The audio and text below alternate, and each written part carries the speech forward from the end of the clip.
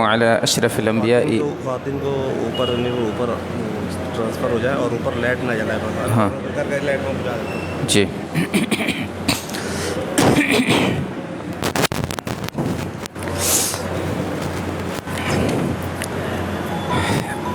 بسم اللہ والحمد للہ والصلاة والسلام علی رسول اللہ. محترم حاضرین گرامی،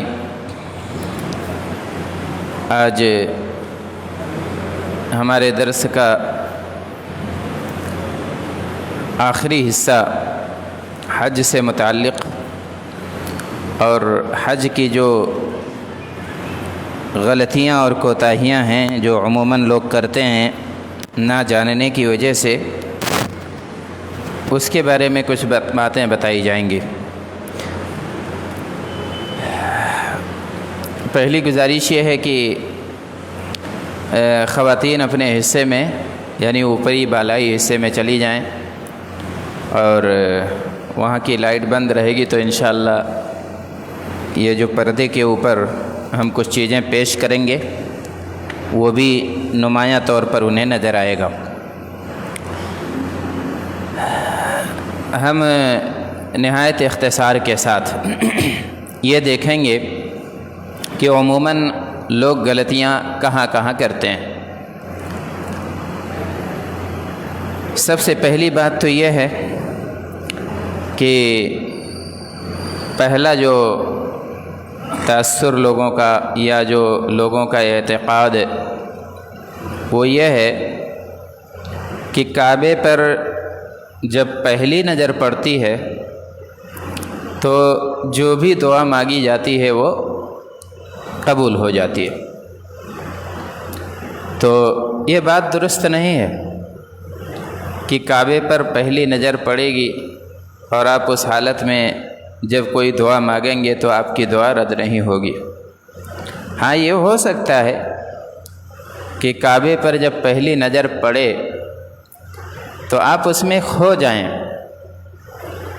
اور دنیا کیا ہے یہ بھول جائیں، اس لیے کہ زندگی بھر جس کی طرف چہرہ کر کے نماز پڑھا ہے، اللہ کی بندگی کی ہے، جسے صرف فوٹو یا تصویروں میں دیکھا ہے، اسے اپنی کھلی ہوئی آنکھوں سے آدمی جب دیکھتا ہے تو ایک الگ جذباتی کیفیت پیدا ہو جاتی ہے اور آدمی کے ایمان کا لیول بہت بڑھ جاتا ہے اور بہت آہوزاری کے ساتھ بہتی ہوئی آنکھوں کے ساتھ آدمی اللہ تعالیٰ سے التجا کرتا ہے، اللہ تعالیٰ سے دعا کرتا ہے.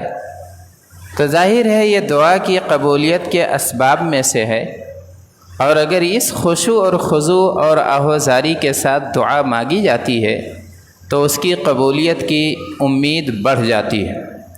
لیکن یہ سوچنا کہ پہلی نظر جب پڑے تو جو بھی مانگیں گے اللہ تبارک تعالیٰ عطا کر دے گا، ایسا نہیں ہے. اور اگر یہ عوام میں مشہور ہے تو اس کا کوئی ثبوت یا اس کی کوئی دلیل موجود نہیں ہے.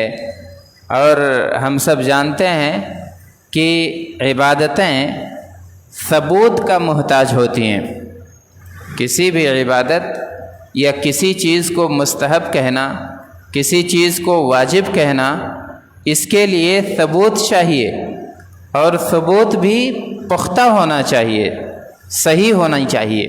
اگر وہ ثبوت یا دلیل موجود نہیں ہے تو ہم عبادت ثابت نہیں کر سکتے ہیں. دوسری چیز یہ کہ حجر اسود کو آپ وہاں جب جائیں گے طواف کریں گے تو دیکھیں گے کہ بہت سارے لوگ دور سے حجر اسود کی جو اسے کہتے ہیں دور کا بوسہ، جسے غالباً فلائنگ کس کہتے ہیں، یعنی دور سے ہاتھ اٹھائیں گے اور اس کے بعد اسے چومیں گے اور رک جاتے ہیں، ٹھہر جاتے ہیں. فضائی بوسہ حجر اسود کا ثابت نہیں ہے. آپ کا کام یہ ہے کہ آپ اس کی طرف آپ ہاتھ سے اشارہ کریں گے داہنے ہاتھ سے، اس طریقے سے جیسے حجر اسود والے کونے پہ جب آپ پہنچیں گے تو وہاں ایسے ہاتھ سے اشارہ کریں گے اور اللہ اکبر کہیں گے، ہاتھ کو چومیں گے نہیں، آپ وہاں سے گزر جائیں گے اور وہاں رکیں گے بھی نہیں۔ اس لیے نہیں رکیں گے کہ جو ایک فلو بنا ہوا ہوتا ہے، جو اللہ کے گھر کا طواف کرنے والے لوگ ایک چال میں چل رہے ہوتے ہیں، اگر آپ لوگ وہاں ٹھہر جاتے ہیں تو ظاہر ہے وہ فلو ٹوٹ جاتا ہے، لوگوں کو تکلیف ہو سکتی ہے، زحمت ہو سکتی ہے۔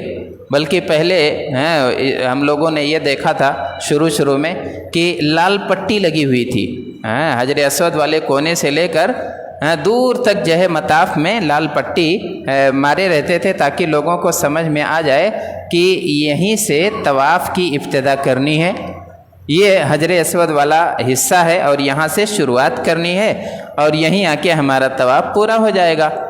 آسانی تھی لوگوں کے لیے، لیکن اس میں بڑی پریشانی یہ تھی کہ لوگ اسی لکیر پہ رک جاتے تھے، وہاں بھیڑ کی چال آ کے ٹھہر جاتی تھی اور جو ہے بہت سارے مسائل ہوتے تھے، تو وہاں لوگ رکتے تھے، وہاں فضائی بوسہ دیتے تھے اور اس کے بعد کچھ لوگ دعا کرتے تھے، تو اس طریقے سے طواف کرنے والوں کو دقت ہوتی تھی۔ یہ کام آپ نہیں کریں گے، اور یہ مت سوچئے کہ آپ نے، اصل تو یہ ہے کہ اگر موقع ملتا ہے تو آپ حجر اسود کو بوسہ دیں گے، یہ نبی پاک صلی اللہ علیہ وسلم کی سنت ہے۔ لیکن اگر آپ بوسے کا موقع نہیں پا رہے ہیں، اور یقیناً نہیں پائیں گے، بھیڑ اتنی ہوتی ہے کہ آپ جو ہے مطاف کے خانہ کعبہ کے قریب بھی جانا آپ کے لیے مشکل ہوتا ہے، تو حج کے دوران تو موقع کبھی نہیں ملے گا آپ کو، اور وہاں خاص طور سے ہمارے یہاں کے لوگ عمر دراز ہوتے ہیں اور اس بھیڑ بھاڑ میں اپنے آپ کو گھسانا بھی نہیں چاہیے، اپنے آپ کو تکلیف سے بچائیے اور دیگر مومنین کو بھی ایذا سے محفوظ رکھیے، یہی ہمارے دین کا تقاضا ہے، یہ مستحب کام ہے۔ اور اگر آپ جو ہے بوسے کا موقع نہیں پا رہے ہیں تو یہ بھی سنت ہے کہ آپ ہاتھ اٹھائیے اور تکبیر کہیے اور چلے جائیے، ایسا نہیں ہے کہ آپ سنت سے محروم ہو رہے ہیں۔ اللہ کے رسول صلی اللہ علیہ وسلم کے بارے میں ابو طفیل رضی اللہ عنہ کہتے ہیں کہ میں نے اپنی آنکھوں سے دیکھا تھا رسول اللہ صلی اللہ علیہ وسلم اونٹنی پر سوار تھے، خانہ کعبہ کا طواف کر رہے تھے اور اپنی لاٹھی سے حجر اسود کا استلام کیا اور اس کے بعد لاٹھی کا بوسہ دیا۔ آپ سواری پہ تھے، نبی پاک صلی اللہ علیہ وسلم کی ایک سنت یہ بھی ہے، اور ابن عباس رضی اللہ عنہ کی ایک حدیث ہے جس میں انہوں نے یہ بتایا کہ آپ صلی اللہ علیہ وسلم طواف کر رہے تھے اور اس کے بعد جو ہے آپ نے تکبیر کہا اور گزر گئے، تو آپ ہاتھ اٹھا کے داہنا ہاتھ بلند کر کے اور اللہ اکبر کہہ کے جب جاتے ہیں تو دل میں یہ کسک مت رکھیے کہ ہم نے ایک مستحب کام چھوڑ دیا ہے، ہم سے ایک سنت فوت ہو گئی ہے، ایسا نہیں ہے، وہ بھی سنت ہے اور جو ابھی آپ بھیڑ کی وجہ سے کر رہے ہیں یہ بھی سنت ہے، لہذا اپنے آپ کو تکلیف مت دیجیے اور دوسروں کو بھی ایذا سے بچائیے۔ ایک دوسری غلطی یہ ہوتی ہے کہ 2-4-6 لوگ رہتے ہیں، ایک آدمی ہوتا ہے، معلم ہوتا ہے، اس کے ہاتھ میں دعا کی کتاب ہوتی ہے، وہی دعا پڑھاتے رہتا ہے اور لوگ زور زور سے اجتماعی دعا کرتے رہتے ہیں، آمین کہتے رہتے ہیں، اور بھی عبادت کرنے والے آپ کے ساتھ وہاں ہوتے ہیں، ان کی عبادتوں میں آپ کے شور سے خلل ہوتا ہے، آپ زور زور سے اجتماعی دعا کرتے ہیں تو دیگر لوگوں کی عبادتوں کے خشوع اور خضوع میں کمی آ جاتی ہے آپ کی حرکت کی وجہ سے، اور ظاہر ہے کسی بھی مسجد میں بلند آواز سے چلانا، آواز بلند کرنا یہ درست نہیں ہے، اور اللہ تبارک تعالیٰ کا وہ مقدس گھر بیت اللہ الحرام تو اور زیادہ تقاضا کرتا ہے کہ آپ نہایت خشوع اور خضوع کے ساتھ اللہ تبارک تعالیٰ کو پکاریے، اور اس طرح شور شرابہ حرم میں کرنے سے بچنے کی کوشش کیجیے۔ اگلی جو غلطی ہوتی ہے کہ لوگ کتاب لے کے جاتے ہیں، ہر چکر کے لیے مخصوص دعائیں لوگوں نے تیار کر رکھی ہیں اور اسی میں الجھے رہتے ہیں، وہی یا تو نہیں یاد ہے تو کوئی موبائل کھول کے دیکھتا ہے، کوئی کتاب کھول کے دیکھتا ہے، کوئی کسی معلم کا سہارا لیتا ہے، اور انہیں لگتا ہے کہ ہر طواف کے ساتھ یا ہر چکر کے ساتھ الگ الگ مخصوص دعا پڑھنا ضروری ہے۔ یہ تصور بھی غلط ہے، اللہ کے رسول صلی اللہ علیہ وسلم نے ایسا نہیں کیا ہے، صحابہ کرام سے یہ عمل ثابت نہیں ہے، بلکہ اللہ کے رسول سے جو عمل ثابت ہے وہ یہ کہ آپ رکن یمانی سے لے کر حجر اسود والے کونے کے درمیان ربنا آتنا فی الدنیا حسنہ وفی الآخرۃ حسنہ وقنا عذاب النار، یہ انتہائی جامع دعا ہے، قرآن پاک کی دعا ہے، اسی کا آپ اہتمام کیجئے، اور اس کے علاوہ آپ جو مانگنا چاہیں اللہ تعالیٰ سے مانگیے، آپ کی ضرورت، آپ کی حاجت جو بھی ہے اللہ تبارک تعالیٰ سے مانگتے رہیے۔ اگر معصور دعائیں یاد ہیں تو انہیں پڑھیے، نہیں یاد ہیں تو آپ اپنی زبان میں اللہ سے آہوزاری کیجئے، یہ طریقہ درست اور صحیح ہے۔ اچھا، اللہ تبارک تعالیٰ نے جو دعا سکھائی ہے یا قرآن کی یہ جو دعا ہے یہ انتہائی جامع دعا ہے۔ ربنا آتنا فی الدنیا حسنہ، یہ چونکہ ہمیں پڑھنا ہے، اور اس میں یہ ہوگا کہ آپ کم الفاظ میں آپ کی بہت ساری دعائیں آ جاتی ہیں، تو اس کا ترجمہ آپ کو سنا دوں تاکہ آپ لوگ یہ دعا اچھی طرح سے یاد کر لیں۔ ترجمہ دیکھیے کتنی جامع دعا ہے، اس پر توجہ دیجیے۔ اللہ تبارک تعالیٰ سے ہم مانگتے ہیں کہ ربنا آتنا، اے ہمارے پروردگار ہمیں دے دے، ربنا آتنا فی الدنیا حسنہ، دنیا کے اندر جو بھی اچھائی ہے، جو بھلائی ہے میرے لیے اسے تو ہمیں عطا کر دے، اور آخرت کی بھی بھلائی ہمیں عطا کر دے، اور عذاب نار سے ہمیں محفوظ کر لے۔ اور کیا چاہیے دنیا میں مومن کو؟ دنیا کی سعادت چاہیے، دنیا کی بھلائی چاہیے، آخرت کی اچھائی چاہیے، اور اللہ تعالیٰ کے عذاب سے نجات چاہیے۔ تو یہ ساری چیزیں اس میں سمٹ کے آ جاتی ہیں۔ اگر جنہیں نہیں یاد ہے، حج اور عمرے کے لیے جا رہے ہیں، انہیں یہ دعا یاد کر لینی چاہیے۔ ربنا آتنا فی الدنیا حسنہ وفی الآخرۃ حسنہ وقنا عذاب النار۔ اب آگے بڑھتے ہیں کہ کچھ لوگ ایسے بھی ملیں گے کہ جو دوسروں کی جانب سے طواف کرتے ہیں۔ کچھ لوگ یہاں سے ان کے اعزاء و اقارب ان سے گزارش کرتے ہیں کہ دیکھیے آپ جا رہے ہیں، میری طرف سے ایک طواف کر دینا، میری طرف سے ایک طواف کر دینا۔ یہ ثابت نہیں ہے، انفرادی طور پر کسی کے لیے الگ سے طواف کرنا یہ ثابت نہیں ہے۔ ہاں، حج بدل یہ ثابت ہے، آپ کسی آدمی، کسی معذور کی طرف سے ایسا کر سکتے ہیں۔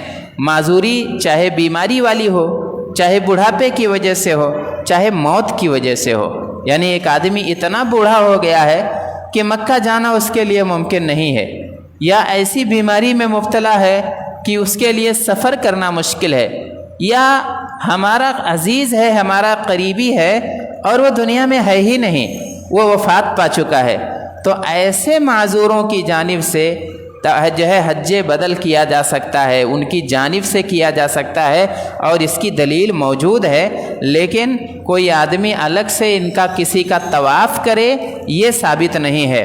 ہاں، آپ اپنے لیے طواف کر سکتے ہیں، آپ کو اگر موقع ہے تو آپ زیادہ سے زیادہ طواف کر سکتے ہیں۔ اگر اللہ نے طاقت دی ہے، قوت دی ہے، تو آپ جو ہے طواف کرتے رہیے۔ طواف تو دنیا میں اور کہیں ہو نہیں سکتا ہے۔ جب آپ مکے میں رہیں گے، خانہ کعبہ میں موجود ہوں گے، تبھی طواف کر پائیں گے، اور عبادتیں تو آپ کہیں سے بھی کر لیں گے، لیکن طواف ممکن نہیں ہے۔ تو آپ الگ سے طواف کر سکتے ہیں، اپنے لیے طواف کر سکتے ہیں۔ بلکہ علماء کرام کہتے ہیں کہ طواف کرنا یہ ادھر ادھر جا کے حدود حرم سے باہر نکل کے وہاں سے عمرہ کرنے سے بہتر یہ ہے کہ آدمی طواف کرتا رہے۔ تو اس طواف کا اچھا، ایک غلطی اور لوگ کرتے ہیں طواف کے بارے میں، کہ طواف کی گنتی بڑھانے کے لیے، تعداد بڑھانے کے لیے، اور اپنے دوستوں پر آ کے دھاک جمانے کے لیے زیادہ سے زیادہ طواف کرنے کے حریص ہوتے ہیں۔ اتنا طواف کرتے ہیں، دھوپ ہوتی ہے، گرمی ہوتی ہے کہ وہ بیمار ہو جاتے ہیں۔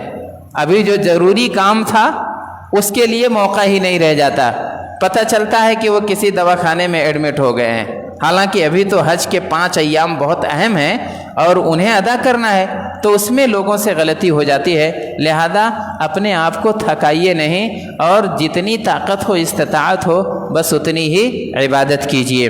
اچھا، ایک سے زائد عمرہ کرنا، لوگ وہاں جاتے ہیں مسجد عائشہ میں اور مقام تنعیم وہاں جاتے ہیں، وہاں سے 5 ریال دے کے اور ٹیکسی پکڑتے ہیں، وہاں احرام باندھتے ہیں، پھر آ کے عمرہ کرتے ہیں اور ایسے کرتے رہتے ہیں۔ تو یہ چیز بھی ثابت نہیں ہے۔ اور اللہ کے رسول صلی اللہ علیہ وسلم حضرت عائشہ رضی اللہ عنہا کو جو آپ نے حکم دیا تھا، تو چونکہ انہوں نے عمرہ نہیں کیا تھا، ان کے ساتھ جو خواتین کا معاملہ رہتا ہے مہینے کا، اس دورہ کی وجہ سے، دورہ شہریہ پیریڈ کی وجہ سے وہ طواف نہیں کر پائی تھیں، کیونکہ طواف کے لیے طہارت شرط ہے۔ یہ بھی یاد رکھیے کہ جب آپ ہوٹل سے نکلیے، کوشش یہ کیجئے کہ آپ وہیں وضو کر لیجئے۔ اگر آپ کا وضو ٹوٹا ہوا ہو تو آپ ہوٹل ہی میں وضو کر لیں، کیونکہ آپ اگر مسجد حرام پہنچ جائیں گے تو آپ کو وضو خانہ ڈھونڈنے اور وضو کرنے میں بہت وقت چلا جائے گا، اس میں بھٹکنے کا بھی اندیشہ ہوتا ہے۔ لہذا آپ اپنے ہوٹل میں طہارت کے ساتھ طاہر ہو کے طواف کے لیے جائیے۔ تو حضرت عائشہ رضی اللہ عنہا کو اس وجہ سے طواف نہیں کر سکی تھیں، اللہ کے عمرہ نہیں کر پائی تھیں۔ اللہ کے رسول صلی اللہ علیہ وسلم سے انہوں نے اجازت چاہی، تب آپ نے کہا کہ جاؤ تم تنعیم پہ اور وہاں احرام باندھو، نیت کرو اور اس کے بعد آ کے عمرہ کرو۔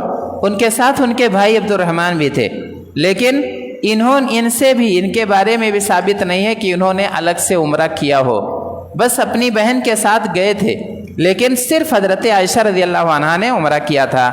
تو اسی کو دلیل بنا کے لوگ جو ہے کہتے ہیں کر سکتے ہیں، حالانکہ یہ دلیل آپ خود سوچئے، یہ دلیل سب کے لیے نہیں ہے، یہ دلیل ان ماؤں اور بہنوں کے لیے ہے جن کے ساتھ یہ مسئلہ آ جائے، وہ بلا جھجک کریں، ان کے لیے دلیل ہے، لیکن اور لوگوں کے لیے یہ دلیل نہیں ہے۔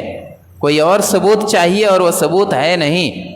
اللہ کے رسول صلی اللہ علیہ وسلم کے صحابہ عبادتوں کے بڑے حریص ہوتے تھے۔ نبی پاک صلی اللہ علیہ وسلم فتح مکہ میں تقریباً 19 دن مکہ میں ٹھہرے رہے، لیکن کسی صحابی نے وہاں جا کے جو حدود حرم سے باہر نکل کر الگ سے عمرہ نہیں کیا تھا۔ اور اگر یہ چیز ثابت ہوتی تو ظاہر ہے صحابہ کرام کرتے۔ تو اب صحابہ کرام ہمارے لیے آئیڈیل ہیں، اللہ کے رسول صلی اللہ علیہ وسلم ہمارے لیے نمونہ ہے۔ عبادت کے معاملے میں ثبوت ضروری ہے اور یہ چیز موجود نہیں ہے، لہذا ہمیں اپنے آپ کو اس پہ تھکانا نہیں چاہیے۔ اگر آپ کو موقع ملتا ہے اور عبادتیں ہیں، قرآن پاک کی تلاوت کیجئے، مسجد حرام میں بیٹھیے، خانہ کعبہ کا طواف کیجئے، اور دیگر جو کام آپ سے ہو سکتا ہے وہ کام کرتے رہیے، بہتر یہی ہے۔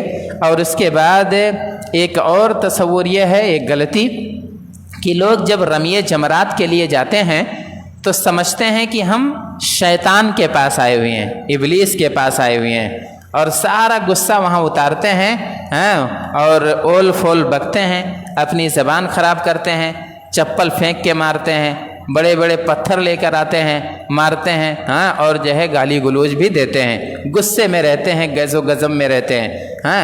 آپ شیطان کو مارنے نہیں جا رہے ہیں۔ شیطان کو جب مارنا تھا تب تو آپ نے شیطان سے سمجھوتا کیا ہوا تھا، شیطان آپ کو پیسے کمانے کی تدبیریں بتا رہا تھا، تب تو آپ کی دوستی تھی، اور آپ وہاں پہنچے تو شیطان کو اتنا بڑا دشمن بنا دیا کہ اب وہاں بھی گالی دے رہے ہیں، وہاں بھی پتھروں سے مار رہے ہیں اور جوتے چپل برسا رہے ہیں۔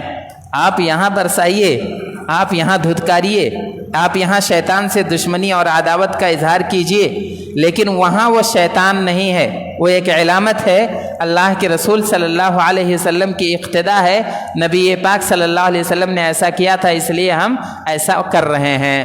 اچھا، جمرات میں جب آپ جائیں گے تو آپ دیکھیں گے کہ بیضوی شکل میں ایسے کنویں ٹائپ کا بنا ہوا ہے، اور کوشش یہ کیجئے کہ آپ کی کنکری اسی دائرے کے اندر گرے۔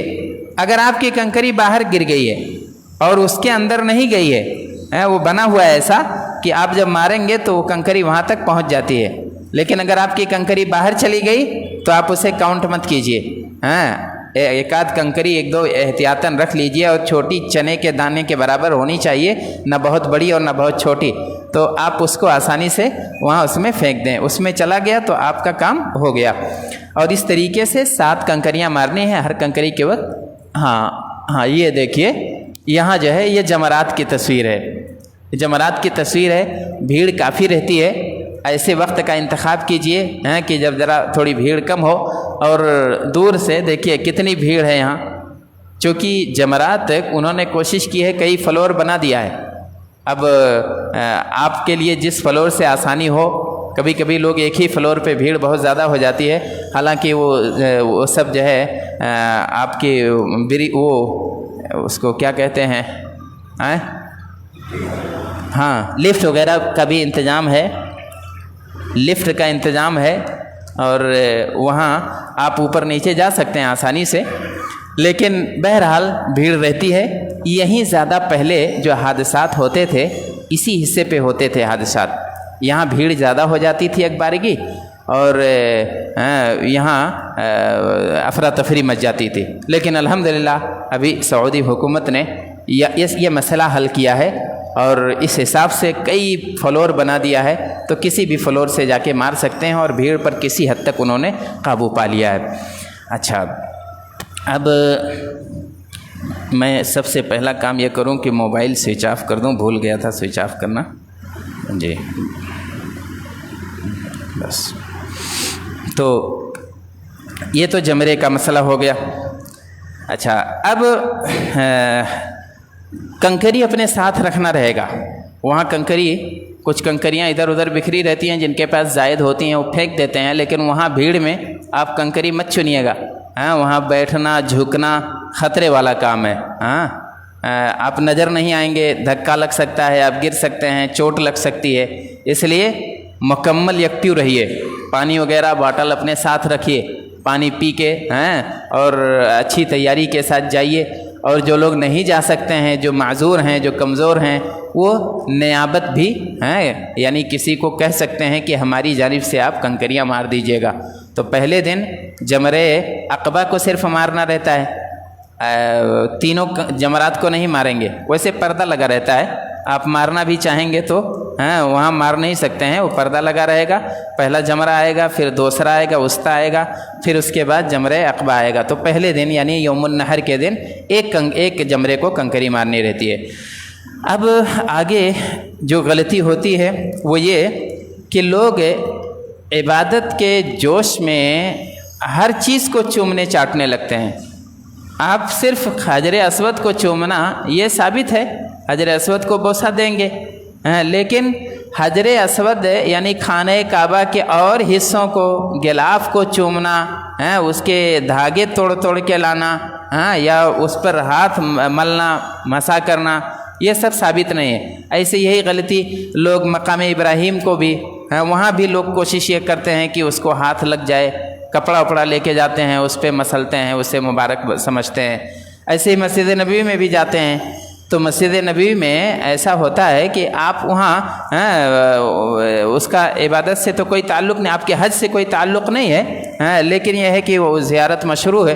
آپ جب جاتے ہیں تو وہاں بھی لوگ جو ہے دیواروں کو، ستونوں کو، کھمبوں کو چومنے چاٹنے لگتے ہیں۔ بلکہ ایک دفعہ ایسا ہوا تھا کہ باب اس پہ باب بقی پہ، وہاں جو ہے ہم لوگ رہتے تھے، تو جو چپل رکھنے کے لیے ریک بنے ہوتے ہیں، جہاں سے لوگ سلام کر کے نکلتے ہیں، ریک بنا ہوا ہوتا ہے، وہاں لوگ چپل رکھ دیتے ہیں۔ تو میں نے دیکھا کہ 2-3 عورتیں آئیں، حالانکہ وہاں عورتوں کو بھی نہیں جانے دیتے، منع کرتے ہیں، لیکن میری توجہ کہیں اور تھی، وہ اچانک پہنچ گئیں، تو دیکھ رہا ہوں کہ اس کو چوم رہی ہیں، بوسہ دے رہی ہیں حجر اسود کی طرح۔ اب جب وہاں جا کے میں پہنچا، میں نے کہا یہ کیا کر رہی ہیں؟ تو کہا کہ نہیں وہ لوگ چوم رہی تھیں تو ہم بھی چومنے لگیں۔ اور میں نے کہا یہ چپل کا ریک ہے جسے آپ لوگ چوم رہی ہیں، جسے تو کہا نہیں۔ اچھا، تو وہ چونکی، انہوں نے کہا اچھا میں نہیں معلوم تھا، وہ بغل والے ان کو دیکھیے میں نے تو میں بھی چومنے لگی۔ بہرحال ایسے اس جذبات میں لوگ غلطیاں کرتے ہیں، کسی بھی دیوار کو، کسی بھی غلاف کو، کسی بھی ستون کو، کسی بھی مقدس عبارت کو، یا کسی بھی مقدس سرزمین کو آپ چومیں گے نہیں، بوسہ نہیں دیں گے، بلکہ صرف حجر اسود کو چومنا ہے، اور وہ بھی اس لیے چومنا ہے کہ اللہ کے رسول صلی اللہ علیہ وسلم نے اسے چوما ہے۔ حضرت عمر فاروق رضی اللہ عنہ کی وہ بات یاد رکھیے کہ جب انہوں نے بوسہ دیا تب اس کے بعد کہا کہ مجھے معلوم ہے انکی حجر لا تضر ولا تنفع، نہ تیرے ہاتھ میں نفع پہنچانا ہے نہ نقصان دینا ہے، اگر اپنے نبی کو تجھے میں نے چومتے ہوئے نہ دیکھا ہوتا تو میں تجھے نہیں چومتا۔ تو یہ جذبہ ہونا چاہیے۔ ہم نے اپنے نبی کو دیکھا ہے، ہمارے نبی سے ثابت ہے، انہوں نے بوسہ دیا ہے، اس لیے ہم اسی کو صرف بوسہ دیں گے اور کسی حصے کو ہم نہیں چومیں گے اور کسی حصے کو ہم جو ہے بوسہ نہیں دیں گے۔ اچھا، ایک چیز اور ہے، یہ غلطی کہ کچھ لوگ یہ سوچتے ہیں کہ مدینے کے اندر، مسجد نبوی کے اندر 40 نمازیں پوری ہونی چاہیے۔ ٹور آپریٹر سے جھگڑے ہوتے ہیں، اختلافات ہوتے ہیں، اگر 8 دن پورا نہیں ہوا تو انہیں لگتا ہے کہ ہمارا عمرہ برباد کروا دیا، ہماری تو ابھی 40 نمازیں ہوئی ہی نہیں ہیں۔ دیکھیے، مسجد نبوی کے اندر آپ جتنی نمازیں پڑھیں میں یہ بہت بہتر ہے، ہر نماز پوری، تمام نمازوں کا اہتمام وہیں ہونا چاہیے، وہیں پڑھنا چاہیے، لیکن یہ مت سوچئے کہ 40 ہی مکمل ہوگی تبھی ہمیں ثواب ملے گا، کیونکہ اس کا کوئی ثبوت نہیں ہے، نہایت ضعیف حدیث ہے جس کو لوگ بنیاد بنا کر یہ بات کہتے ہیں۔ تو معلوم یہ ہوا کہ جب آپ مدینے میں رہیں گے تو آپ پوری نمازیں مسجد نبوی میں پڑھیے، اس لیے کہ مسجد نبوی کی نمازوں کی فضیلت زیادہ ہے، 1000 نمازوں سے زیادہ ثواب آپ کو ملتا ہے، لہذا ہر نماز وہاں پڑھیے۔ اب چاہے 10 نمازوں کا موقع ملے، 20 کا ملے، 40 کا ملے، 80 کا ملے، 100 کا ملے، جتنا موقع آپ کو مل رہا ہے اتنا آپ پڑھیے، لیکن یہ عقیدہ مت رکھیے کہ 40 کی گنتی ہمیں پوری کرنی ہے۔ اچھا، اب اس کے بعد جو ہے ایک چیز اور کہ لوگ احتیاطاً وہاں دم دیتے ہیں، حج کرنے والے، یہاں بہت سے لوگ جو ہے کہہ کے بھیجتے ہیں کہ غلطی ہوئی ہو یا نہ ہوئی ہو لیکن 1-2 دم دے دینا ایسے، تو آپ ایسی چیزیں اپنے اوپر واجب مت کیجئے جسے اسلام نے واجب نہیں کیا ہے، ایسی زحمت اپنے آپ کو مت دیجئے۔ ایک پیسہ جمع کر کے آدمی وہاں پہنچتا ہے اور کتنی تکلیفوں کے ساتھ پہنچتا ہے۔ شیخ علی ہیں، ان کے علاقے کی ایک خاتون کو میں نے دیکھا اور جس نے ان کا درد دیکھا ان کی آنکھوں میں آنسو آ گئے، ہاتھ پھٹے ہوئے تھے، پاؤں میں بہت سارے زخم لگے ہوئے تھے اور کام کاج والی خاتون تھی۔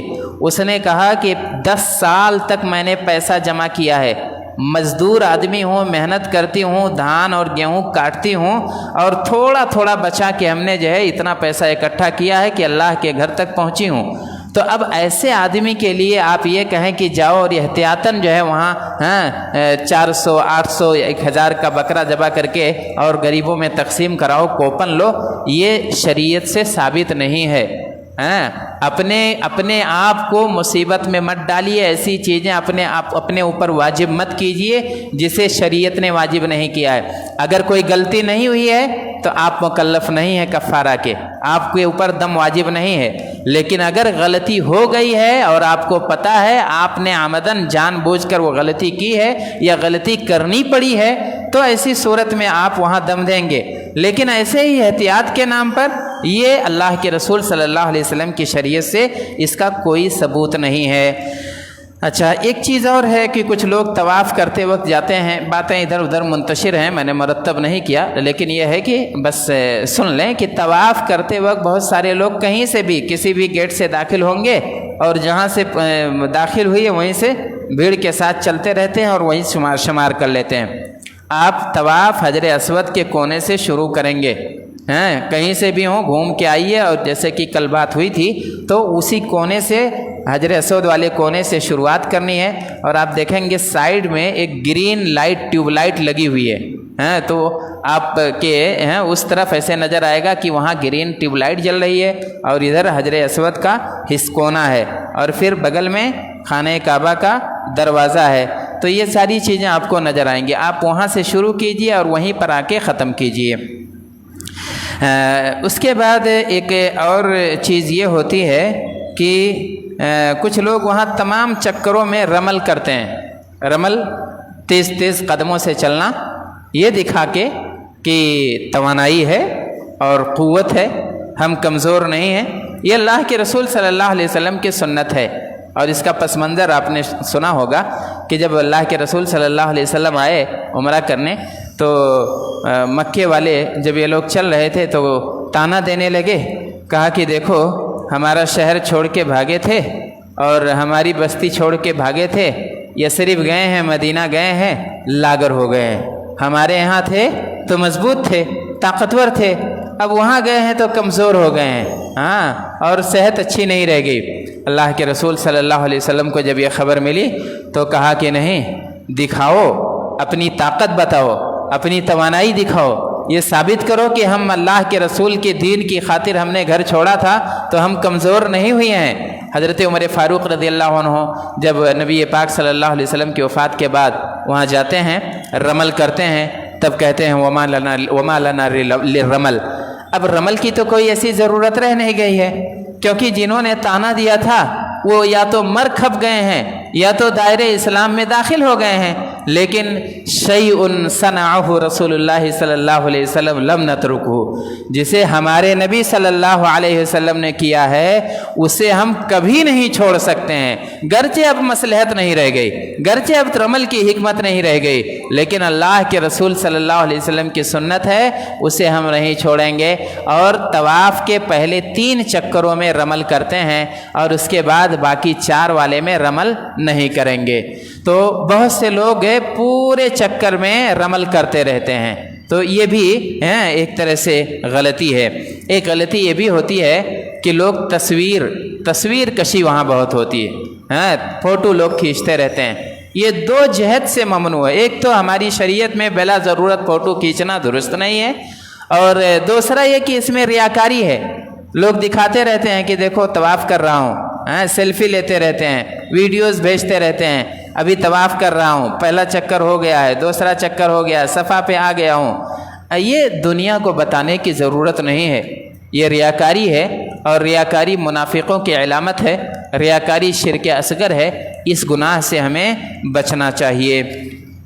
अब एक और मसला आता है, गलती लोग ये करते हैं कि वहाँ आप देखेंगे कि एहराम का कपड़ा नहायत मैला कुचैला हो जाता है, नहायत गंदा हो जाता है। उन्हें उनके मौलवियों ने ये बताया है कि एहराम का लिबास उतार नहीं सकते हो, एहराम है, तुम गुस्ल नहीं कर सकते हो, नहा नहीं सकते हो। कितने ऐसे लोग तो ये भी हैं कि ये भी बता देते हैं कि खुजला भी नहीं सकते हो, हाँ, यानी बाल वगैरह अगर खुजलाओगे तो कहीं बाल ना टूट के गिर जाए। ये बेजा तकल्लुफ़ात हैं, इसकी कोई दलील नहीं है। हमारी शरीयत ने आसानी हमारे लिए पैदा की है।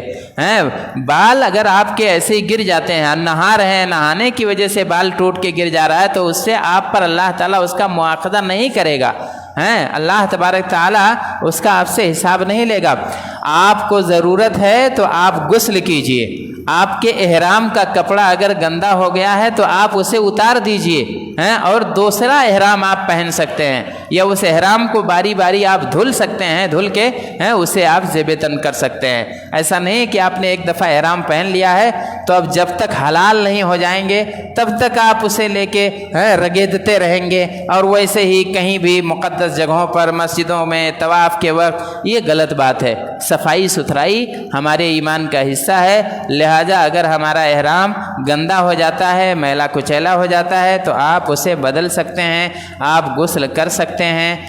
और बस ये है कि जो खुशबूदार ये सब साबुन वगैरह आता है उसे आप इस्तेमाल नहीं करेंगे।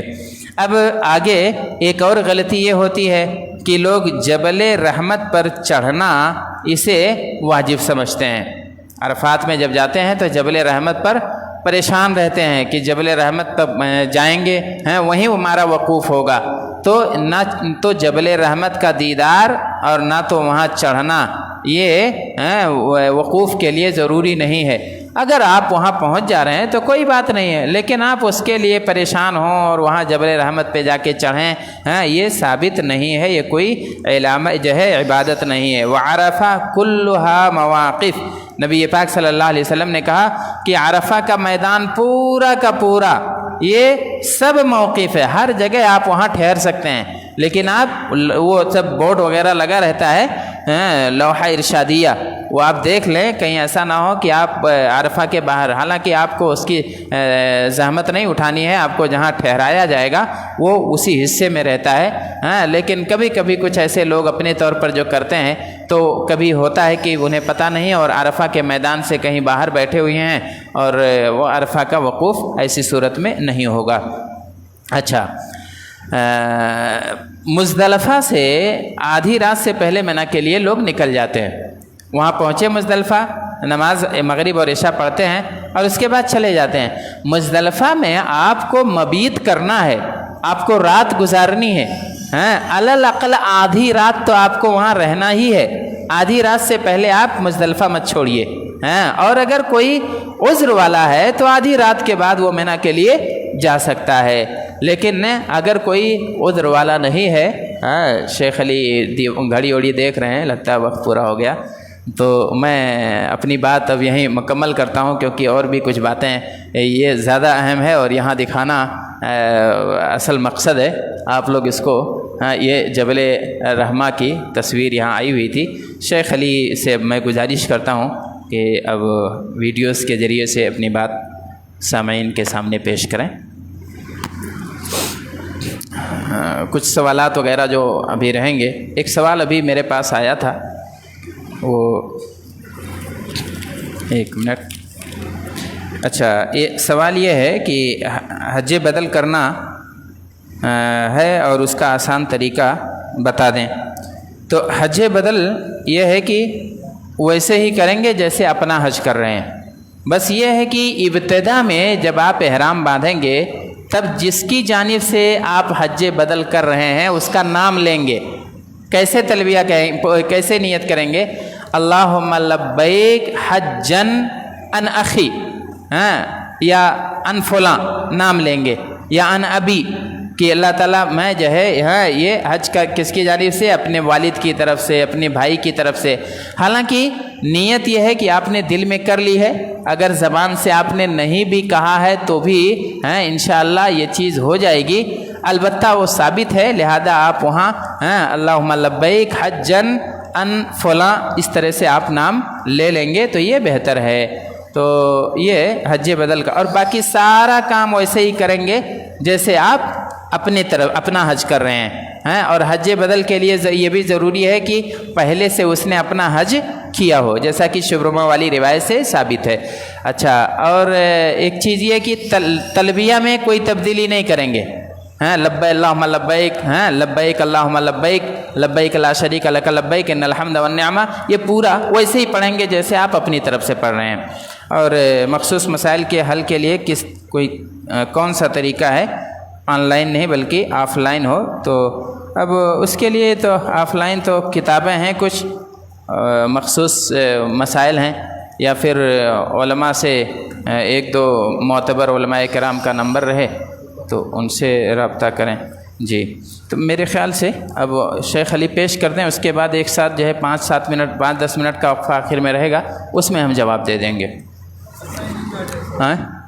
جواب آ جائے؟ ہاں جی، ہو سکتا ہے ابھی گفتگو میں جواب آ بھی جائے، اگر وہ چیز آ جاتی ہے تو پھر اس کے دہرانے کی ضرورت نہیں پڑے گی۔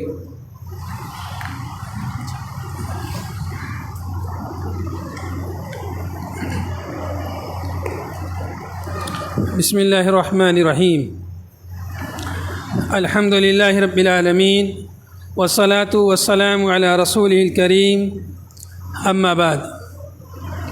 معزز سامعین کرام، کل کے درس میں ہم نے عمرے کا مکمل طریقہ بیان کیا تھا، اور عمرے کے جو ارکان ہیں، 3 ارکان، نیت کرنا، احرام کی نیت کرنا، طواف کرنا اور صفا مروہ کی سعی کرنا، یہ 3 ارکان ہیں عمرے میں۔ ان 3 پر اضافہ ایک اور کر دیا جائے تو حج کے ارکان ہو جاتے ہیں۔ حج کے کتنے ارکان ہیں؟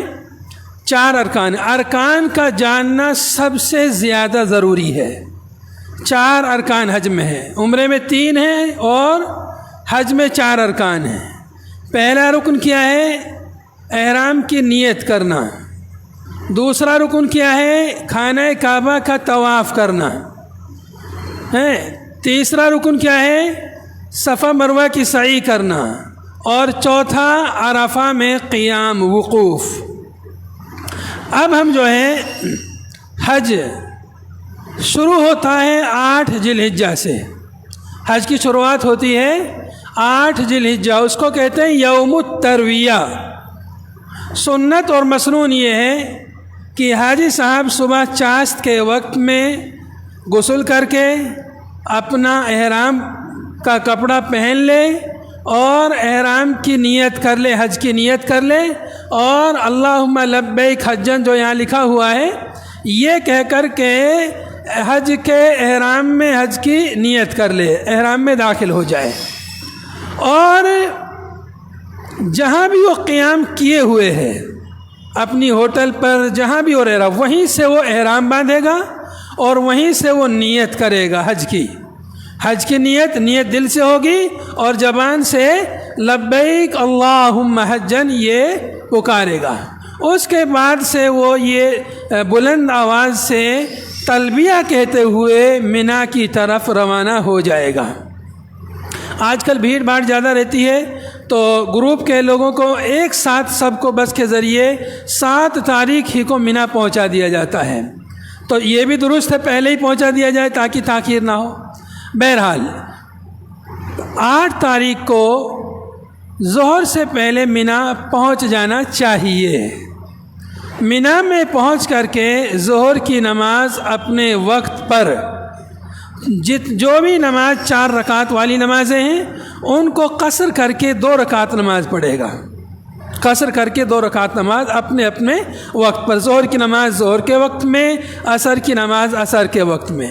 اب 8 تاریخ کو مینا میں پہنچ گیا، وہاں پر جو ہے ذکر و اذکار کرے، اور وہاں پر ٹھہرنا وہی عبادت ہے، وہاں پر سونا، وہاں بیٹھنا اور نماز بس قصر کرنی ہے۔ جتنے بھی حاجی ہیں سب کو حج کی وجہ سے نماز وہاں قصر کرنی رہتی ہے۔ ظہر کی نماز پڑھیں گے، عصر کی نماز پڑھیں گے، مغرب کی نماز پوری 3 رکعت پڑھیں گے، عشاء کی نماز بھی 2 رکعت پڑھیں گے، اور پھر فجر کی نماز جو ہے وہیں مینا میں پڑھیں گے۔ پھر جو ہے 9 تاریخ شروع ہو جاتی ہے۔ فجر کی نماز کے بعد جب سورج طلوع ہو جائے، اب 9 تاریخ شروع ہو گئی ہے، تو مینا سے نکل کر کے اب جائے گا کہاں؟ عرفات کے میدان میں۔ اب ہم یہاں سے آگے بڑھتے ہیں۔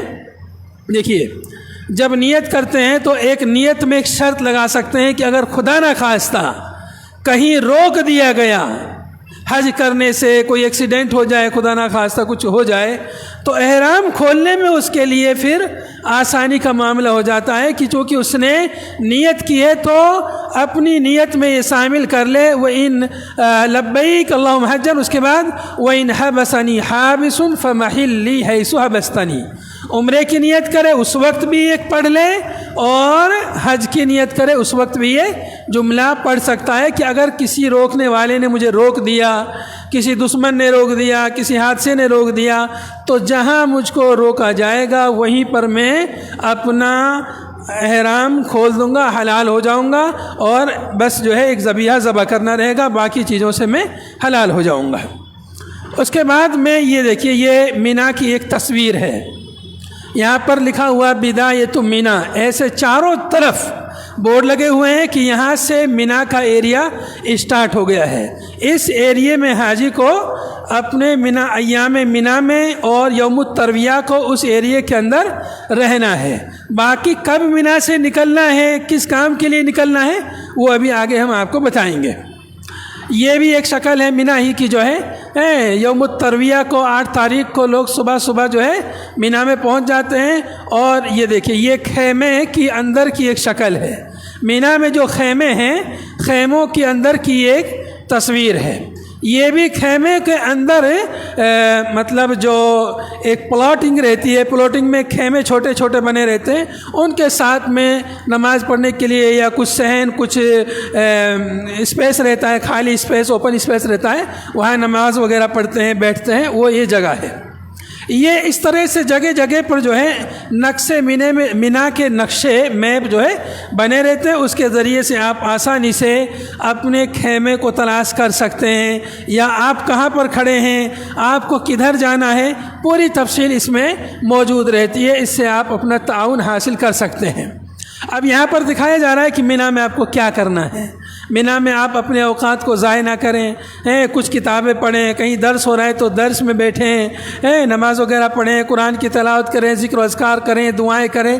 جیسے یہ لوگ یہاں مشغول ہیں، کوئی جو ہے قرآن پڑھ رہا ہے، کوئی کتاب پڑھ رہا ہے، دعائیں پڑھ رہے ہیں، یہ درس، یہ کوئی عالم یہاں پر درس دے رہے ہیں، باقی لوگ درس سن رہے ہیں۔ تو اوقات کو ضائع نہ کریں، آپ کے بہت قیمتی وقت ہے، باقی گپ سپ باتیں تو زندگی میں کرتے رہیں گے، وہاں اس کوشش میں رہیں کہ ہم زیادہ سے زیادہ رب کی عبادت کریں، ذکر و اذکار کریں۔ اب جو ہے یہاں پر یہ جو مسجد ہے، یہ مسجد مینا کی مسجد ہے، مسجد خیف۔ اگر ممکن ہو تو مسجد خیف میں نماز ادا کرے، ممکن ہو تو۔ یہ عام طور پر مینا کے شروع کے حصے میں جہاں جمرات ہیں، اور خیمے زیادہ تر جو ہے مشرقی حصے میں ہیں، تو جو لوگ قریب میں ہوں وہ اس میں نماز پڑھ سکتے ہیں آسانی سے، اور جو تو دور ہیں ان کے لیے یہاں پہ آنا مشکل ہے، اپنے خیموں میں ہی وہ نماز ادا کر سکتے ہیں۔ یہ بھی ایک تصویر ہے مینا کی مسجد کی، ایک باہر سے تصویر ہے۔ اچھا، یہ بھی جو ہے وہیں کی ایک تصویر ہے، یہ اوپر سے لی گئی مینا کی ایک تصویر ہے۔ مینا کے خیمے یہ نظر آ رہے ہیں، اور ان کے بیچ سے جو راستے ہیں وہ یہاں پہ نظر آ رہے ہیں۔ یہ جو ہے 8 تاریخ کو دن میں وہیں رہنا ہے، اور 9 تاریخ شروع ہو جاتی ہے، یعنی 8 اور 9 کے بیچ کی وہ رات بھی مینا ہی میں رہنا ہے۔ اس کے بعد میں عرفہ کے لیے جانا۔ یہ جو ہمیں دکھ رہا ہے اوپر سے، یا تو گوگل ارتھ کے ذریعے لی گئی تصویر ہے، گوگل ارتھ کے ذریعے لی گئی تصویر ہے، یہاں پر نیچے لکھا ہوا ہے۔ اب یہاں جو ہے سرسری سا اس کو تھوڑا سا سمجھ لیجئے، یہ جو جانب ہے یہ مغربی جانب ہے، اور ادھر یہ مشرقی جانب ہے۔ یہاں پر یہ جو دیکھ رہے ہیں یہی جمرات ہیں جن کو کنکریاں ماری جاتی ہیں، یہ جمرات ہیں، اور یہ پورے مینا کے خیمے ہیں۔ یہاں تک یہ جو روڈ دکھ رہا ہے یہاں تک یہ مینا کے خیمے ہیں، ادھر سے پھر مزدلفہ شروع ہو جاتا ہے یہاں سے، ٹھیک ہے۔ اب دیکھیے یہ جو نشان بنا ہوا ہے یہ پورا مینا ہے، یہ پورا جو ہے مینا ہے، اگرچہ یہ پورا پہاڑ ہے، پورا پہاڑ ہے، بہت اونچا پہاڑ ہے، لیکن خیمے اس کے پاس ہیں۔ دیکھیے یہ مینا کا ایریا ہے، اور ادھر جو ہے یہ مزدلفہ کا ایریا ہے نیچے، ٹھیک ہے، یہ مزدلفہ کا ایریا ہے۔ اس کے بعد میں یہاں پر جو راستہ جا رہا ہے ادھر، یہ مکہ کی طرف راستہ جا رہا ہے، یعنی مسجد حرام کی طرف۔ اس کے بعد میں یہاں پر بیچ میں ایک بہت بڑا پہاڑ ہے، یہ ہاں اس کا بھی وہ آگے آئے گا۔ یہ ادھر پہاڑ ہے مینا کے بازو میں، پہاڑ کے ادھر عزیزیہ ایک محلہ ہے، یہاں پر حاجیوں کی ہوٹلیں ہیں، یہاں پر حاجی ٹھہرتے ہیں۔ کچھ حاجی یہاں ٹھہرتے ہیں، کچھ لوگ مکے میں مسجد حرام کے پاس ٹھہرتے ہیں، کچھ لوگ یہاں ٹھہرتے ہیں۔ تو جو لوگ یہاں ٹھہرتے ہیں ان کے لیے مینا سے یہاں کے لیے جانا آخر میں آسان رہتا ہے، اور جو لوگ وہاں مکے میں ٹھہرتے ہیں ان کے لیے مسجد حرام میں آنا جانا آسان رہتا ہے۔ تو دونوں کی یہ اپنی اپنی فضیلت ہے۔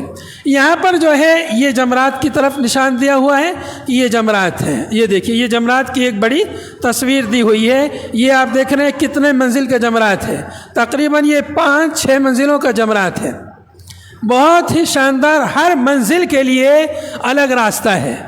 جو راستہ یہ دور سے ہی یہ راستے ان منزلوں کے لیے جاتے ہیں، جو جس راستے پر پڑ گیا اس کو پتہ نہیں کہ وہ کون سی منزل پہ جائے گا، وہاں لکھا ہوا رہتا ہے، وہ پڑھ کر کے سمجھ جاتا ہے کہ ہم کون سی منزل پہ جا رہے ہیں، لیکن جو نہیں پڑھے گا اس کو نہیں سمجھ میں آئے گا، ہو سکتا ہے کہ وہ تیسری پہ جا رہا ہو سکتا ہے چوتھی پہ جا رہا ہو سکتا ہے نیچے جا رہا ہو۔ جب قریب میں جاتے ہیں تب سمجھ میں آتا ہے کہ ہم کون سی منزل پہ جا رہے ہیں، تو اس سے بھیڑ بھاڑ سے خطرہ نہیں ہوتا ہے۔ یہ جمرات کی ایک تصویر ہے جو اوپر سے لی گئی ہے۔ اس کے بعد میں یہ مسجد خیف کی طرف نشان ہے، یہ مسجد خیف یہاں پر ہے، دیکھیے یہاں پر جو ہے جمرات ہیں، ادھر یہ جمرات ہیں، اور ادھر یہ مسجد خیف ہے، گویا کہ جہاں سے یہ خیمے اسٹارٹ ہو رہے ہیں بالکل وہیں پر یہ مسجد خیف ہے، مینا کی مسجد یہاں پر بالکل قریب میں ہے، اور یہ پورے خیمے یہاں تک جو ہے پھیلے ہوئے ہیں۔ ان کی مسافت بھی ابھی آگے آئے گی کتنی مسافت ہے، دیکھیے یہاں پر جو ہے یہ ایک دوسرا جو ہے مزدلفہ کے جو مشاعر حرام ہیں وہ یہاں پر ہیں، یہ جو نیچے جو نشان لگا ہوا ہے۔ اس کے بعد جو ہے وادی محشر جہاں پر جو ہے تیزی سے چلنے کا حکم ہے. مینا اور مزدلفہ کے درمیان ایک چھوٹی سی وادی ہے, وہاں جہاں پر ابرہہ کے لشکر کو جو ہے ابابیل نے مارا تھا وہ یہ وہی جگہ ہے. اس کے بعد میں یہ جو دو نشان ہرا نشان آیا ہے یہ ایک یہاں پر اور ایک یہاں پر, یہ ریلوے اسٹیشن ہے. ریلوے اسٹیشن مشاعر حرام میں یہاں سے ریل جاتی ہے منا سے, ادھر سے بلکہ مکے سے آتی ہے. یہاں پر اسٹیشن ہے, پھر یہاں پر مزدلفہ میں اسٹیشن ہے, پھر آگے عرفہ کے میدان میں اسٹیشن ہے. ٹرین کے ذریعے بھی حاجی آتے جاتے ہیں, کچھ لوگ بسوں کے ذریعے آتے ہیں, کچھ لوگ پیدل آتے جاتے ہیں. تو کبھی کبھی پیدل والا ٹرین سے جلدی پہنچ جاتا ہے, کبھی کبھی اس لیے کہ ٹرین میں بیٹھنے کے لیے ایسے گھومنا پڑتا ہے, بہت ساری لائنوں کو گھوم کر کے تب ٹرین میں پہنچتے ہیں, تب تک آدمی جو ہے مزدلفہ پہنچ جاتا ہے. لیکن ٹرین میں بیٹھنے کے بعد وہ 1-2 منٹ میں جو ہے عرفہ سے جو ہے مزدلفہ, مزدلفہ سے عرفہ مینا پہنچ جاتا ہے. اللہ کل حال اس کے بعد میں ادھر جو ہے یہ ادھر کنارے پہ جو یہ دیکھ رہا ہے یہاں پر جو ہے یہ سلیٹر ہاؤس ہیں جہاں پر قربانی ہوتی ہے, قربان گاہ یہاں پر ادھر یہ تھوڑا سا مینا سے کنارے باہر ایک دم سائیڈ میں ہے. اب یہ جو ہے یہ ہرے نشان ادھر جو ہے جانے کے راستے ہیں, اس طرف جانے کے لیے یہ راستے اگر کسی کو وہاں جانا ہو تو. یہاں پر مسجد بیت عقبہ یہ جو نشان ابھی آیا ہے یہاں پر مسجد بیت عقبہ یہاں پر بنی ہوئی ہے, اس کی ایک تصویر یہ نظر آتی ہے. یہ تصویر جو ہے بالکل جمرات کے قریب میں اس طرف مکے کی طرف جمرات سے جب اترتے ہیں تو ایک چھوٹی سی مسجد نظر آتی ہے جس کو ہمارے کچھ لوگ ہندوستان پاکستان کے لوگ کہتے ہیں کہ یہ مسجد جن ہے, جنات نے بنائی ہے. ایسا لوگ جو ہے کہتے ہیں, اور کہتے ہیں کہ یہاں پر جو ہے اس میں چھت بھی نہیں ہے اور پھر بھی جو ہے پانی جو ہے پرنالے سے گرتا ہے. ایسے جو ہے عام لوگ جو ہے بیان کرتے ہیں. اللہ کل حال یہ جو ہے مینا کی ایک تصویر ہے, اور یہاں پر یہ نشان بتایا گیا ہے کہ جمرات سے اترنے کا یہ بریج ہے, بالکل یہاں پر یہ مسجد ہے.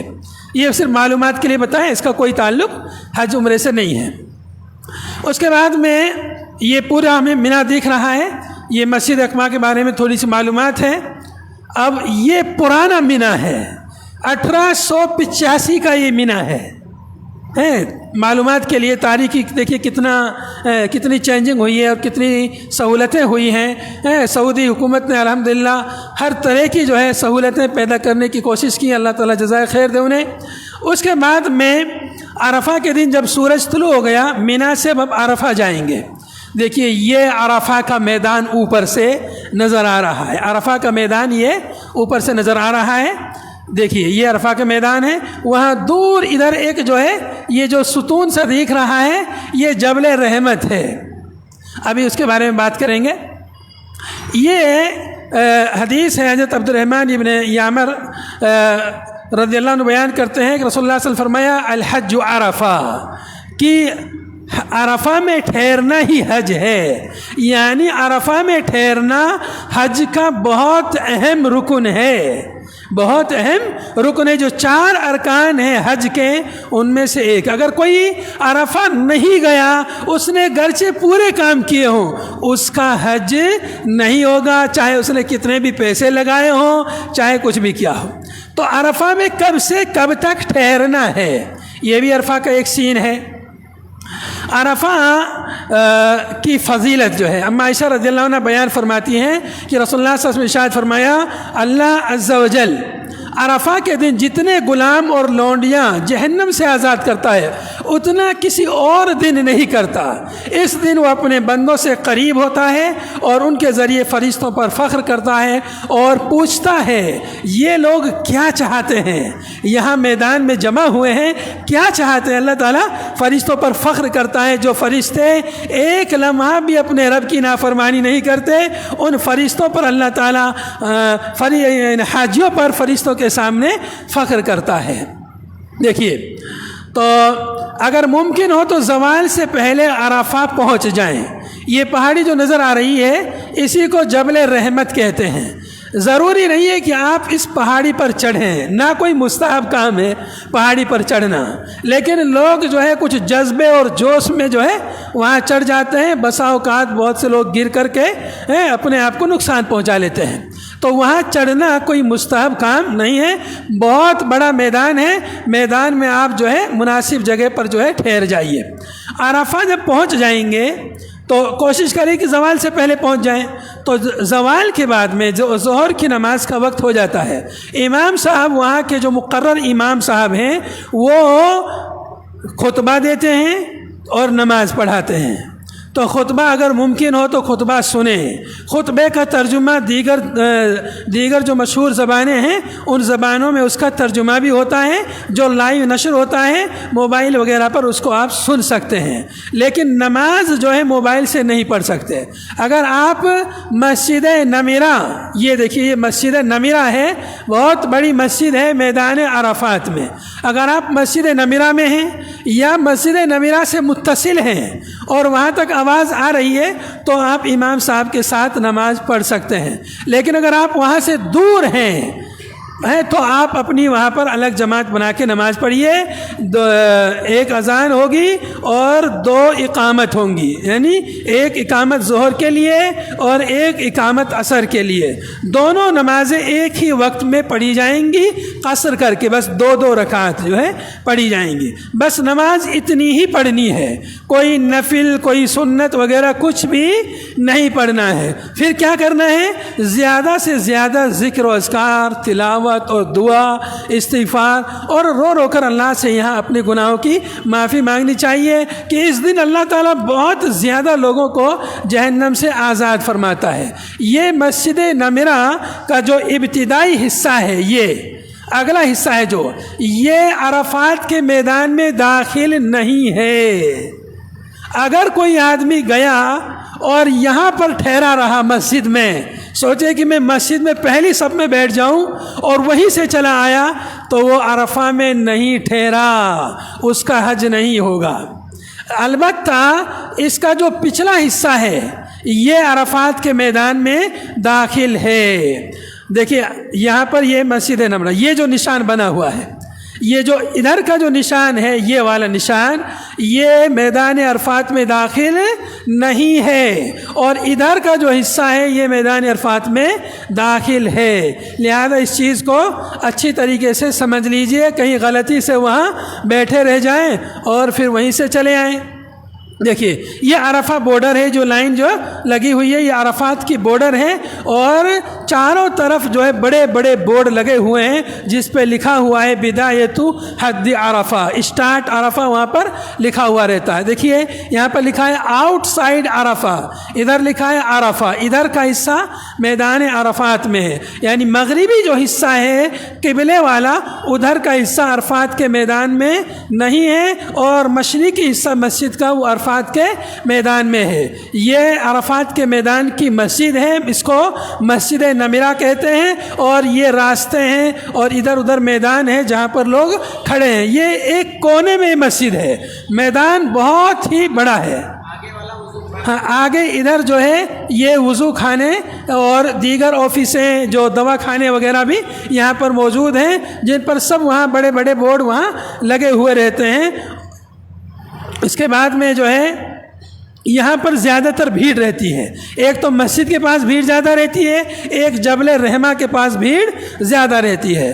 تو بھیڑ جیسے نوجوان لوگ ہیں تو وہ بھیڑ میں رہ سکتے ہیں، لیکن کمزور لوگ بھیڑ کی جگہوں سے اپنے آپ کو بچا کے رکھیں۔ یہ کچھ خیمے ہیں جو عرفات کے میدان کے خیمے ہیں۔ عرفات کے میدان کے خیمے تھوڑی شکل ان کی الگ ہے بنسبت جو ہے مینا کے خیموں کے۔ یہاں پر ظہر عصر کی نماز جو ہے ایک ساتھ اپنے اپنے کیمپوں میں جو ہے ادا کی جائے۔ نماز کے بعد عرفہ کی حدود میں اپنی جگہ پر چلے جائیں، قبلے کی طرف منہ کر کے کھڑے ہوں، ہاتھ اٹھا کر دعا کریں اور تلبیہ پڑھتے رہیں۔ یہ جو ہے عرفہ کی دن کی جو ہے خاص دعا ہے، لا الہ الا اللہ وحدہ لا شریک لہ لہ الملک ولہ الحمد وہو علی کل شیء قدیر۔ یہ صفا مروہ پر بھی یہ دعا پڑھی جاتی ہے، یہ ذکر ہے۔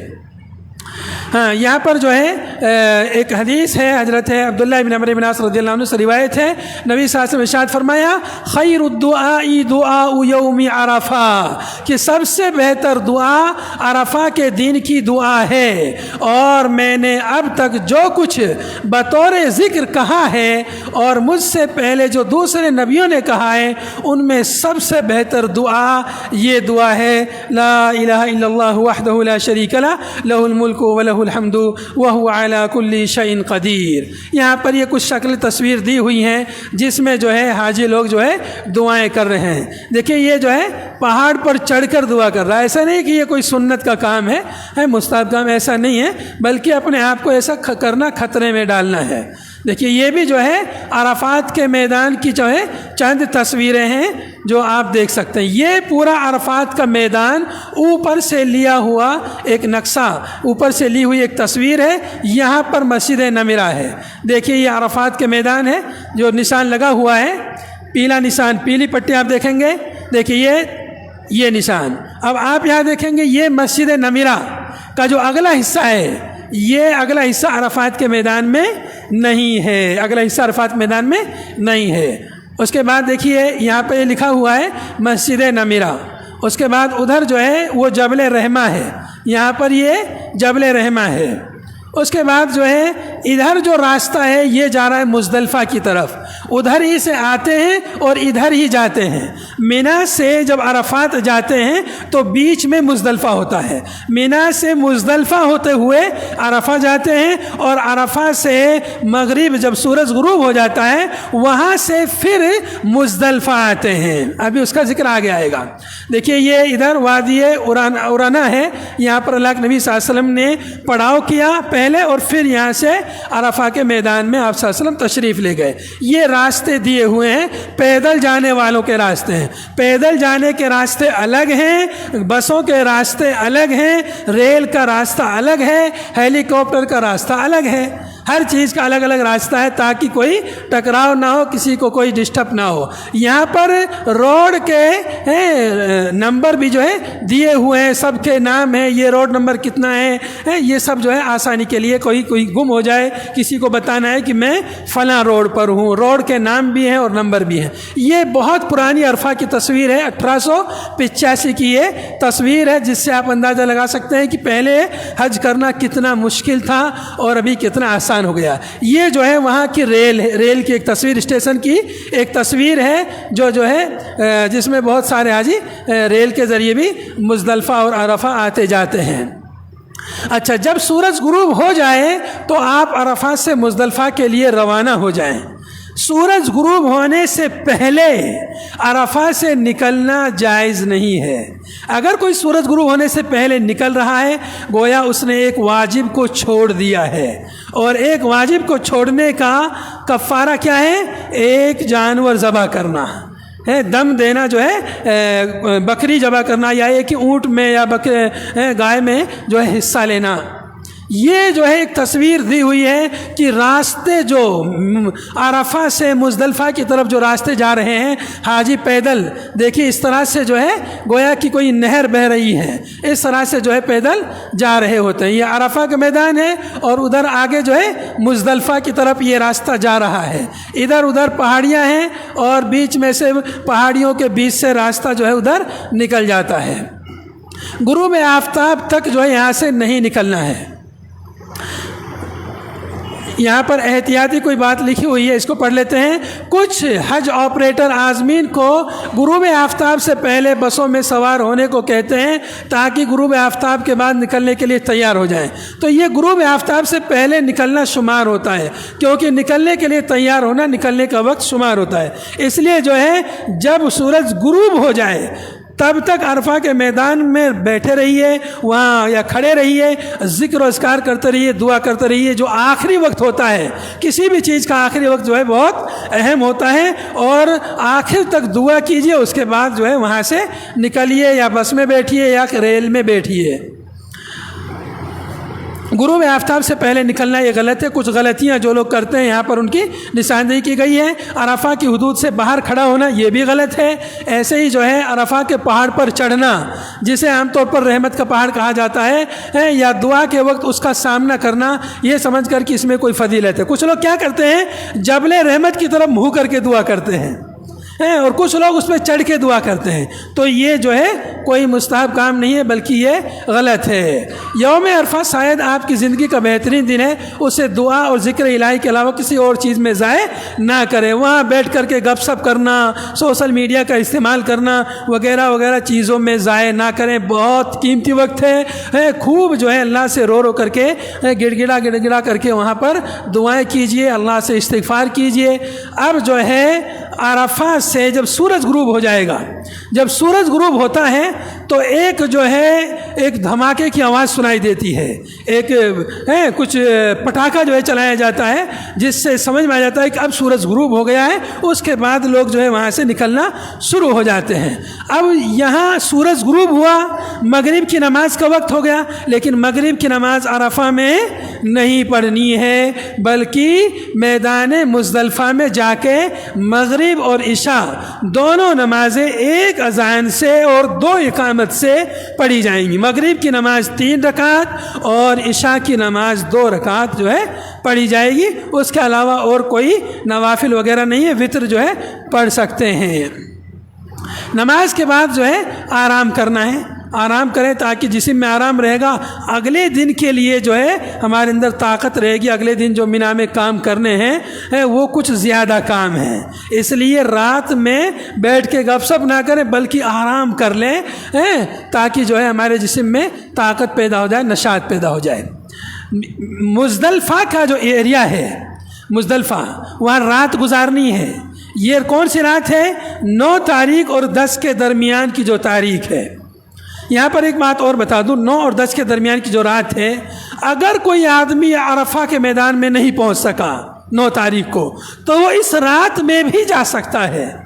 مزدلفہ والی جو رات ہے اس رات میں بھی وہ عرفہ فجر تک جا سکتا ہے. وہاں جا کر آ جائے تو اس کا حج ہو جائے گا. یہ رات جو ہے گرچہ 10ویں تاریخ کی رات ہے لیکن یہ عرفہ کی رات شمار ہوتی ہے حاجیوں کے لیے کہ اگر کوئی پچھڑ جاتا ہے یا کوئی بیمار ہے, کہیں کچھ اس کے لیے کوئی مسئلہ پیش آ گیا ہے تو وہ 9 اور 10 کے درمیان کی رات میں بھی عرفات کے میدان میں کچھ دن ٹھہر کر, کچھ وقت ٹھہر کر کے اپنا فریضہ ادا کر سکتا ہے. اب اس کے بعد میں مزدلفہ کے میدان میں آئے گا, وہاں مغرب اور عشاء کی نماز پڑھے گا اور اگلے دن کے لیے کنکریاں, جمرات کو کنکریاں مارنے کے لیے یہیں سے مزدلفہ سے چننی رہیں گی. بہت ساری جمعیتیں جو ہیں چھوٹی چھوٹی تھیلیوں میں, اس طرح کی تھیلیوں میں بہت سارے لوگ کنکریاں بھر بھر کے تقسیم کرتے ہیں. وہاں لوگ ڈھونڈتے ہیں کہ کیسے ہم حاجیوں کی خدمت کریں. مختلف طریقے ہیں, جمعیات اور حکومتیں, وہاں کے لوگ حج کے دنوں میں حاجیوں کی خدمت کے لیے تن من دھن سے لگ جاتے ہیں. تو کچھ نہ کچھ لوگ کنکریاں ہی جمع کر کے جو ہے بانٹتے ہیں کہ چلو یہی ہمیں ثواب کا کام ملے گا. اگر آپ کو ایسا نہ بھی ملے تو جہاں قیام کرتے ہیں میدان میں وہاں بہت ساری کنکریاں بچھی رہتی ہیں. بہت ساری جگہوں پر روڈ اور لینٹر ڈلا ہوا رہتا ہے اور بہت سی جگہوں پر جو ہے کنکریاں وہاں پر رہتی ہیں. وہاں سے چھوٹی چھوٹی کنکریاں جو ہے, جتنی کنکریاں آپ کو ہر جمرے کو 7 کنکری مارنی رہتی ہیں. پہلے دن 10 تاریخ کو صرف ایک جمرے کو کنکری مارنی 7. اس کے بعد ہر دن تینوں جمروں کو 7 کنکریاں مارنی ہیں. تو 7 یا 21 ہر دن 21 کنکریاں اس کو لگیں گی. 11 اور 12 21 کنکریاں اور 13 کو بھی رکھے گا. تو اس طرح سے 21 کی جو ہے 3 جو ہے تھیلیاں جو ہے بھر لیں اور ایک ساتھ اتنی کنکریاں آپ لے لیں کہ جو ہے آپ کو 3 دن کے لیے کافی ہو جائیں. البتہ جمرات کے پاس سے کنکریاں چننا وہ درست نہیں ہے. کبھی کبھی وہ کنکری استعمال کی ہوئی کنکری ہے, جو استعمال کی ہوئی ہے اس سے مارنا درست نہیں ہے. اگر دور کہیں پڑی ہے تو وہاں سے لے سکتے ہیں. تو یہاں پر یہ لوگ دیکھیے کنکریاں چن رہے ہیں, یہ لوگ یہاں سے کنکریاں چن رہے ہیں اور یہ لوگ جو ہے آرام کر رہے ہیں. دیکھیے کنکریاں جمع کریں, پھر آپ فجر تک سو جائیں یا صبح بھی جمع کر سکتے ہیں کنکریاں سونے کے بعد میں. جہاں پر آپ لیٹے ہوئے وہاں کنکریاں نہیں ہیں تو صبح کے وقت جو ہے جہاں کہیں کنکریاں ملے وہاں سے جمع کر لیں۔ اچھا، ایک چیز اور ہے کہ جو کمزور لوگ ہیں یا عورتیں ہیں یا بیمار لوگ ہیں، ان کے لیے شریعت نے ایک رخصت دی ہے کہ یہ لوگ جو ہے آدھی رات گزار کر مزدلفہ میں، دیکھیے کمزور عورتوں اور بچوں اور ان کے ساتھ آنے والے لوگوں کے لیے نصف شب کے بعد نکلنا جائز ہے۔ عرفات مزدلفہ کی رات گزارنا مزدلفہ میں یہ بھی واجب ہے، یہ بھی حج کے واجبات میں سے ہے۔ تو اب یہاں پر جو ہے کوئی آدمی جلدی جانا چاہتا ہے تو نہیں جا سکتا، سوائے عورتوں کے، چھوٹے بچوں کے یا جو بوڑھے لوگ ہیں وہ لوگ جا سکتے ہیں، اور ان کے ساتھ میں جو لوگ ہیں وہ آدھی رات کے بعد مزدلفہ سے منی جا سکتے ہیں کنکریاں مارنے کے لیے۔ اس کے بعد دیکھیے یہ جو ہے یہاں پر یہ مسجد ہے عرفہ مزدلفہ کے میدان کی، جس کو مشعر حرام بھی کہتے ہیں۔ فجر کی نماز کے بعد قبلہ کی طرف منہ کر کے تکبیر، تحلیل اور دعائیں کریں یہاں تک کہ آسمان روشن ہو جائے، یعنی صبح اچھی طرح سے طلوع ہو جائے، تب تک جو ہے وہاں پر مزدلفہ کے میدان میں ذکر و اذکار کرنا ہے اور دعائیں کرنی ہیں۔ پھر اس کے بعد کیا کرنا ہے؟ پھر آپ تلبیہ پڑھتے ہوئے سکون سے سورج نکلنے سے پہلے منی کے لیے روانہ ہو جائیں۔ یہاں پر جو ہے منی کے لیے روانہ ہونا، مزدلفہ سے منی کے لیے جانا ہے، مزدلفہ سے منی کے لیے۔ اب یہ کون سی تاریخ شروع ہو گئی؟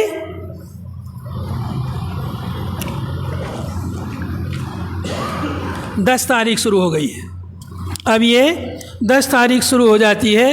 اب یہاں پر کیا کیا کام ہم نے کرنے ہیں وہ ہمیں دیکھنے ہیں۔ جب آپ وادی محصر منی اور مزدلفہ کے درمیان میں پہنچیں تو اگر ممکن ہو تو جلدی وہاں سے گزریں۔ یہ وہی وادی ہے جہاں پر ابرہہ کو عذاب دیا گیا تھا، تو عذاب والی کوئی بھی جگہ ہو وہاں سے جلدی گزرنا چاہیے، لیکن اگر پوری بھیڑ بھاڑ ہے تو کسی کو تکلیف جو ہے نہیں پہنچانی چاہیے۔ یہ جو ہے مزدلفہ کا اوپر سے لیا ہوا ایک فوٹو ہے، ایک تصویر ہے، یا گوگل ارتھ کے ذریعے لی گئی ایک تصویر ہے۔ یہ جو پورا میدان دکھ رہا ہے یہ میدان ہے، یہاں پر جو ہے ادھر کچھ خیمے ہیں، ادھر کچھ VIP لوگ وغیرہ جو ہے ادھر ٹھہرتے ہیں، باقی پورے میدان میں کھلے آسمان کے نیچے حاجی رات گزارتے ہیں۔ ٹھنڈی کے دنوں میں تھوڑا مشکل پڑتا ہے، باقی گرمی کے دنوں میں تو اور اچھا لگتا ہے۔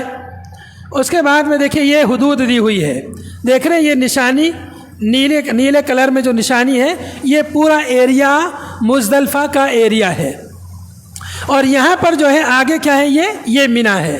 یہ جو نیلی لکیر ہے اس کے آگے یہ کیا ہے، یہ منی ہے، اور ادھر جو ہے مزدلفہ ہے۔ اب جو ہے اور ادھر سے جو ہے ادھر یہ پیچھے کی طرف عرفہ چھوٹ گیا ہے، ادھر جو ہے عرفہ سے ادھر آئے یہ مزدلفہ اور یہ منی ہے۔ اب یہاں سے ہم کو جو ہے یہاں پر ایک دیا ہوا ہے، یہ جو ہے مشعر حرام ہے، یہاں پر جو ہے مزدلفہ کی مسجد جو ہے بنی ہوئی ہے۔ یہ دیکھیں یہ مسجد کی تصویر ہے، مزدلفہ کی مسجد کی تصویر ہے۔ یہاں پر جو ہے نشان دیا ہوا ہے، دیکھیں یہ وادی محشر ہے، یہاں پر جو ہے بہت تیزی سے گزرنا، چھوٹی سی وادی ہے۔ یہ راستے جو ہے دیے ہوئے پیدل جانے والوں کے یہ راستے ہیں کہ مزدلفہ سے جو ہے منی کے لیے جانا ہے۔ یہ روڈ اور راستوں کے کچھ نشانات ہیں۔ یہاں پر کچھ کام ممنوع کام جو ہیں جن سے بچنا چاہیے وہ دیے ہوئے۔ مغرب اور عشاء کی نمازوں کو نصف شب کے بعد تک مؤخر کرنا درست نہیں ہے، یعنی آدھی رات کے بعد تک مؤخر کرنا درست نہیں ہے مغرب اور عشاء کی نماز کو۔ مزدلفہ کی حدود سے باہر رات گزارنا، جبکہ مزدلفہ میں رات گزارنا واجب ہے، مزدلفہ میں رات گزارنا واجب ہے۔ اب کوئی حدود سے باہر رات گزارتا ہے تو یہ غلط کر رہا ہے، واجب کی مخالفت کر رہا ہے۔ ہجوم کے خوف سے فجر سے پہلے مزدلفہ سے نکلنا، مطلب کہ فجر کے بعد بہت بھیڑ ہو جائے گی پہلے ہی نکل جاتے ہیں، تو یہ درست نہیں ہے۔ یہ صرف عذر والے لوگوں کے لیے، جو کمزور ہیں، بزرگ ہیں، ان کے لیے درست ہے۔ طلوع آفتاب تک مزدلفہ میں قیام کرنا، جبکہ سنت یہ ہے کہ طلوع آفتاب کے قریب نکلا جائے، یعنی سورج کے طلوع ہونے سے پہلے ہی نکل جائے مزدلفہ سے۔ لیکن آپ جیسے چلے اور بھیڑ کی وجہ سے نہیں نکل سکے تو آپ کا نکلنا شمار ہو گیا کہ آپ نے وہاں سے نکلنے کا ارادہ کر لیا ہے۔ اب جو ہے مینا میں یہاں پہنچنا ہے، یہ یوم الحج الاکبر کہلاتا ہے۔ یہ دن جو ہے 10 تاریخ کا جو دن ہے یہ قربانی کا دن بھی کہلاتا ہے اور حج اکبر کا دن بھی کہلاتا ہے۔ آپ 10 ذی الحجہ کی صبح مینا پہنچے ہیں۔ یہاں پر کئی کام کرنے ہیں مینا میں کئی کام کرنے ہیں۔ یہ حج کا مصروف ترین دن ہے جس میں آپ کو مندرجہ ذیل کام کرنے ہیں۔ جمرات عقبہ کو کنکری مارنا ہے۔ 3 جمرات ہیں۔ 10 تاریخ کو بس ایک جمرہ عقبہ جس کو بڑا جمرہ کہتے ہیں اس کو جو ہے کنکریاں مارنی ہے۔ اور دوسرا کام کیا کرنا ہے؟ جانور کی قربانی کرنی ہے۔ تیسرا کام ہے اپنے بالوں کو منڈوانا یا ترسوانا، اور خواتین ایک پور کے برابر اپنے بال کاٹ لیں۔ چوتھا کام ہے طواف الافاضہ، اور سعی کے لیے مکہ مکرمہ جائیں اور مینا واپس آئیں۔ یہاں پر تھوڑے دھیان سے ان باتوں کو سمجھیے۔ یہ کتنے کام ہو گئے؟ جمرہ عقبہ کو کنکری مارنا ایک کام، جانور کی قربانی یہ 2 کام، بال منڈانا 3 کام، اور طواف افاضہ جس کو طواف زیارہ بھی کہتے ہیں، حج کا جو طواف ہے وہ کرنا۔ اس سے پہلے طواف کیے تھے عمرے کا طواف، اب حج کا طواف کرنا ہے، اور صفا مروہ کی سعی کرنی ہے۔ یہ 4 کام ہیں، ٹھیک ہے۔ لیکن جمرہ عقبہ کو کنکری مارنا یہ اسی دن کرنا ہے، 10 تاریخ کو ہی کرنا ہے۔ جانور کی قربانی 10 کو بھی کر سکتے ہیں، 11، 12، 13 تاریخ تک کر سکتے ہیں جانور کی قربانی، اس کا وقت بہت کشادہ ہے، 10 تاریخ سے شروع ہو جائے گا۔ اس کے بعد بال منڈوانا ہے، تو یہ بال آپ منڈوا لیں گے، اس کے بعد آپ حلال ہو جائیں گے۔ یعنی یہ جو 4 کام ہیں، ان 4 کاموں میں سے اگر 2 کام آپ نے کر لیا تو آپ تحلل صغریٰ، یعنی جو ہے بیوی کے علاوہ آپ کے لیے ساری چیزیں حلال ہو جائیں گی جو حالت احرام میں آپ کے لیے منع تھی، سوائے بیوی کے ساری چیزیں حلال ہو جائیں گی اگر آپ نے یہ 2 کام کر لیے، یعنی کنکری مار لی اور قربانی کر لی، یا کنکری مار لی اور بال کٹا لیے، یا بال کٹا لی اور قربانی کر لی۔ ان تینوں کاموں میں سے کوئی ایک کام کر لیا تو آپ کو حلال ہے، آپ چھوٹا جو حلال ہونا ہے وہ حلال ہو جائے گا۔ اور جب آپ طواف افاضہ بھی کر لیں گے تب آپ کے لیے بیوی بھی یا میاں بیوی ایک دوسرے کے لیے حلال ہو جائیں گے، اپنے تعلقات قائم کر سکتے ہیں۔ لیکن جب تک طواف افاضہ نہ کریں تب تک میاں بیوی ایک دوسرے سے اپنے تعلقات نہیں قائم کر سکتے ہیں۔ اب یہاں پر جو ہے یہ جو اعمال ہیں ان میں بہتر یہ ہے کہ پہلے کنکری ماری جائے، پھر قربانی کی جائے، پھر بال منائے جائیں، اور پھر طواف افاضہ اور پھر سعی کی جائے، یہ بہتر ہے۔ لیکن یہ ترتیب واجب نہیں ہے، یہ ترتیب واجب اور ضروری نہیں ہے، اور اس ترتیب کو ان کاموں کو ترتیب سے کرنا بہت مشکل ہے، بہت مشکل ہے۔ کیوں مشکل ہے؟ اس لیے کہ آپ کنکریاں تو مار لیں گے لیکن جانور کی جو قربانی ہے یہ ہم خود نہیں کرتے ہیں، عام طور پر خود نہیں کرتے ہیں۔ چونکہ مزدلفہ اور عرفہ سے لوگ آتے ہیں تو اتنے تھک جاتے ہیں کہ اب وہ قربانی خود نہیں کر پاتے ہیں، کسی دوسرے سے کہہ دیتے ہیں کہ ہماری طرف سے قربانی کر دیجئے، یا یہ کہ سرکاری طور پر جو انتظام کیا گیا ہے وہاں پر فیس جمع کر دیتے ہیں، آپ نے فیس جمع کر دی گویا آپ کی طرف سے قربانی ہو گئی، چاہے وہ 13 تاریخ میں ہو یا 10 تاریخ میں ہو، کسی بھی دن ہو، آپ نے رسید کٹوا لی، فیس جمع کر دی قربانی کی، گویا آپ نے اپنا کام کر لیا، آپ کی قربانی گویا ہو گئی ہے۔ اب جو ہے آپ یہ سوچئے اتنے حاجی ہوتے ہیں، ان حاجیوں کے لیے جو ہے سلیٹر ہاؤس مکے میں جگہ جگہ بنے ہوئے ہیں، 3 دن 4 دن تک قربانی 24 گھنٹہ چلتی ہے، 24 گھنٹہ قربانی چلتی ہے، اور 24 گھنٹے چلتی ہے قربانی، تب پوری قربانیاں مکمل ہوتی ہیں۔ اب آپ سوچیں کہ اگر ترتیب سے کریں کہ پہلے جمرہ عقبہ کو، پھر جانور کی قربانی، پھر بال منائیں، تو آپ کو 13 تاریخ تک رکنا پڑے گا، ہے کسی نہ کسی کو رکنا پڑے گا، اور یہ پتہ نہیں کہ کس کی قربانی کس دن ہو رہی ہے۔ کچھ لوگ کہتے ہیں کہ ہم آپ کی قربانی اتنے بجے کر دیں گے، آپ اتنے بجے سے پہلے کنکریاں مار لینا اور پھر اتنے بجے قربانی ہو جائے گی، پھر آپ حلال ہو جانا۔ تو یہ ایسا دعویٰ تو لوگ کرتے ہیں، لیکن جو ہے ان کے دعوے میں کہاں تک سچائی ہے یہ نہیں کہہ سکتے۔ انہیں پتہ ہے کہ یہ بس حاجیوں کو اطمینان کرنے کے لیے ایسا وہ کہہ دیتے ہیں، انہیں پتہ ہے کہ یہ ترتیب ضروری نہیں ہے۔ چونکہ ہمارے جو دوسرے بھائی ہیں احناف ہیں، ان لوگوں کے یہاں ترتیب ضروری ہے، تو وہ لوگ ترتیب کے چکر میں کبھی کبھی کیا کرتے ہیں کہ بولتے ہیں کہ بھائی ہماری 10 بجے قربانی ہے، ان کو ٹائم دے دیتے ہیں 10 بجے۔ اب 10 بجے سے پہلے وہ کنکریاں مارتے ہیں۔ کبھی کبھی جمرات پہ اتنی بھیڑ ہو جاتی ہے کہ مینا میں جتنے خیمے ہوتے ہیں سب کو بند کر دیا جاتا ہے کہ ابھی کوئی جو ہے نہ جائے۔ وہاں پر گارڈ ہوتے ہیں، وہ منع کرتے ہیں ابھی کوئی باہر نہ جائے۔ اب یہ لوگ جو ہے ان سے گارڈ سے لڑ جاتے ہیں کہ ہمارا ٹائم ہو گیا قربانی کرنے کا، نہیں جائیں گے تو ہمارے اوپر دم واجب ہو جائے گا، یہ ہو جائے گا، وہ ہو جائے گا، ان سے جھگڑ جاتے ہیں۔ نبی صلی اللہ علیہ وسلم سے بہت سارے صحابہ کرام نے سوال کیا، اللہ کے رسول میں نے قربانی کر لی، کنکریاں نہیں ماری ہیں۔ آپ نے فرمایا افعل ولا حرج، کوئی بات نہیں۔ ایک آدمی آیا، اس نے کہا اللہ کے رسول ابھی تو کنکری نہیں ماری اور بال کٹوا لیے، کہا افعل ولا حرج، کوئی بات نہیں، آگے پیچھے ان کاموں میں چلتا ہے۔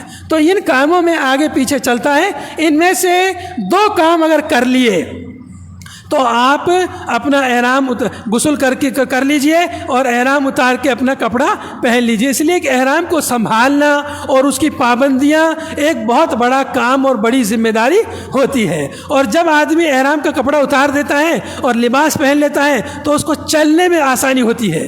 اس لیے کہ خاص طور سے زیادہ تر لوگ جو ہے انڈر ویئر وغیرہ پہننے کے جو عادی رہتے ہیں، اب بغیر انڈر ویئر کے وہ لوگ مزدلفہ، عرفہ اتنا دور چلنا ہے، اس کی وجہ سے دونوں پیروں کے درمیان زخم ہو جاتا ہے یا چھالے پڑ جاتے ہیں، چلنا مشکل ہو جاتا ہے۔ جب احرام اتار دیے، کپڑا پہن لیے، انڈر ویئر وغیرہ پہن لیے، پھر اب ان کے اندر اور طاقت بن جاتی ہے، چلنے پھرنے میں ان کے لیے آسانی ہو جاتی ہے اور جو پابندیاں سب ختم ہو جاتی ہیں۔ پھر اس کے بعد میں طواف افاضہ جب کر لیتے ہیں، پھر مکمل طور پر حلال ہو جاتے ہیں، میاں بیوی ایک دوسرے کے لیے حلال ہو جاتے ہیں۔ یہ جو کام ہے دیکھیے، یہ طواف افاضہ، طواف زیارہ اور سعی، ان کاموں کو آپ جو ہے 13 تاریخ تک بھی مؤخر کر سکتے ہیں۔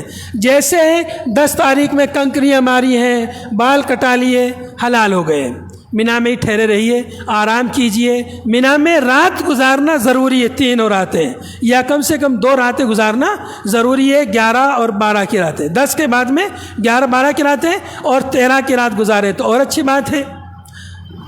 اب جو ہے یہ جو طواف افاضہ ہے، ان سب کاموں کے بعد طواف افاضہ کے لیے جانا، مکہ جانا، مینا سے مکہ کے لیے جانا، تو یہ ایک لمبا کام ہو جاتا ہے۔ پھر وہاں پر طواف کرنا، پھر صفا مروہ کرنا، اس میں بہت تھکاوٹ ہو جاتی ہے۔ تو اگر آپ کے اندر ہمت ہے تو آپ جائیے، اسی دن طواف افاضہ کر کے فارغ ہو جائیے، صحیح وغیرہ کر لیجئے جو حج کے رکن ہیں، کیونکہ وہ بہت اہم ہے۔ اور اگر آپ کو لگ رہا ہے کہ بہت تھکا ہوا ہوں تو آرام کیجئے اور مینا کی کچھ آدھی رات گزار لیجئے، تاکہ اس کے بعد رات میں چلے جائیے۔ کچھ رات گزار کر کے مینا میں رات کا کم سے کم 1/3 حصہ گزارنا ضروری ہے، یا آدھی رات کم سے کم گزارے اور اس کے بعد میں جو ہے چلا جائے مکہ اور وہاں سے طواف کر کے آرام سے پھر واپس مینا آ جائے۔ یا جو ہے اگر آنا جانا مشکل پڑ رہا ہے تو جب مینا سے نکل کر جائیں لاسٹ میں فائنل، اس دن بھی طواف زیارہ کر سکتے ہیں۔ تو یہ شریعت میں ہمارے لیے آسانی رکھی گئی ہے۔ دیکھیے یہاں پر ایک تصویر ہے جمرات کی، یہ جو دکھ رہا ہے، یہ جو ستون دکھ رہا ہے، یہ دیوار، یہ ایک ستون ہے۔ پہلے چھوٹا ستون ہوتا تھا، اس طرح کا ستون پہلے ہوتا تھا، تو اس کو کنکریاں مارنا مشکل پڑتا تھا۔ اب جو ہے ستون بہت لمبا کر دیا ہے، تو لمبی جگہ سے لوگ جو ہے اس کو کنکریاں مارتے ہیں۔ اس کے پاس میں حوض ہے چاروں طرف، کنکریوں کا اس حوض کے اندر جانا ضروری ہے۔ اگر کنکری اس میں لگ کر باہر آ گئی تو اس کا شمار نہیں ہوگا۔ کیسے کنکریاں مارنی ہیں؟ بسم اللہ اللہ، پہلی دفعہ بسم اللہ پڑھیں گے، اس کے بعد ہر کنکری کے ساتھ اللہ اکبر، اللہ اکبر، اللہ اکبر، ہر کنکری کے ساتھ پڑھنا۔ پوری کنکریاں ایک ساتھ نہیں مارنی ہے۔ اگر کسی نے پوری کنکری ایک ساتھ مار دی تو وہ ایک ہی کنکری شمار ہوگی، وہ ایک ہی کنکری. اور اگر دور سے ماری اور وہ باہر حوض میں نہیں گری، باہر گر گئی، اس کا بھی شمار نہیں ہوگا. کنکری وہی شمار ہوگی جو حوض میں جو ہے چلی جائے. یہ کنکریوں کا سائز ہے چنے کے دانے کے برابر یا اس سے تھوڑی بڑی کنکریاں جو ہے وہاں سے لے سکتے ہیں.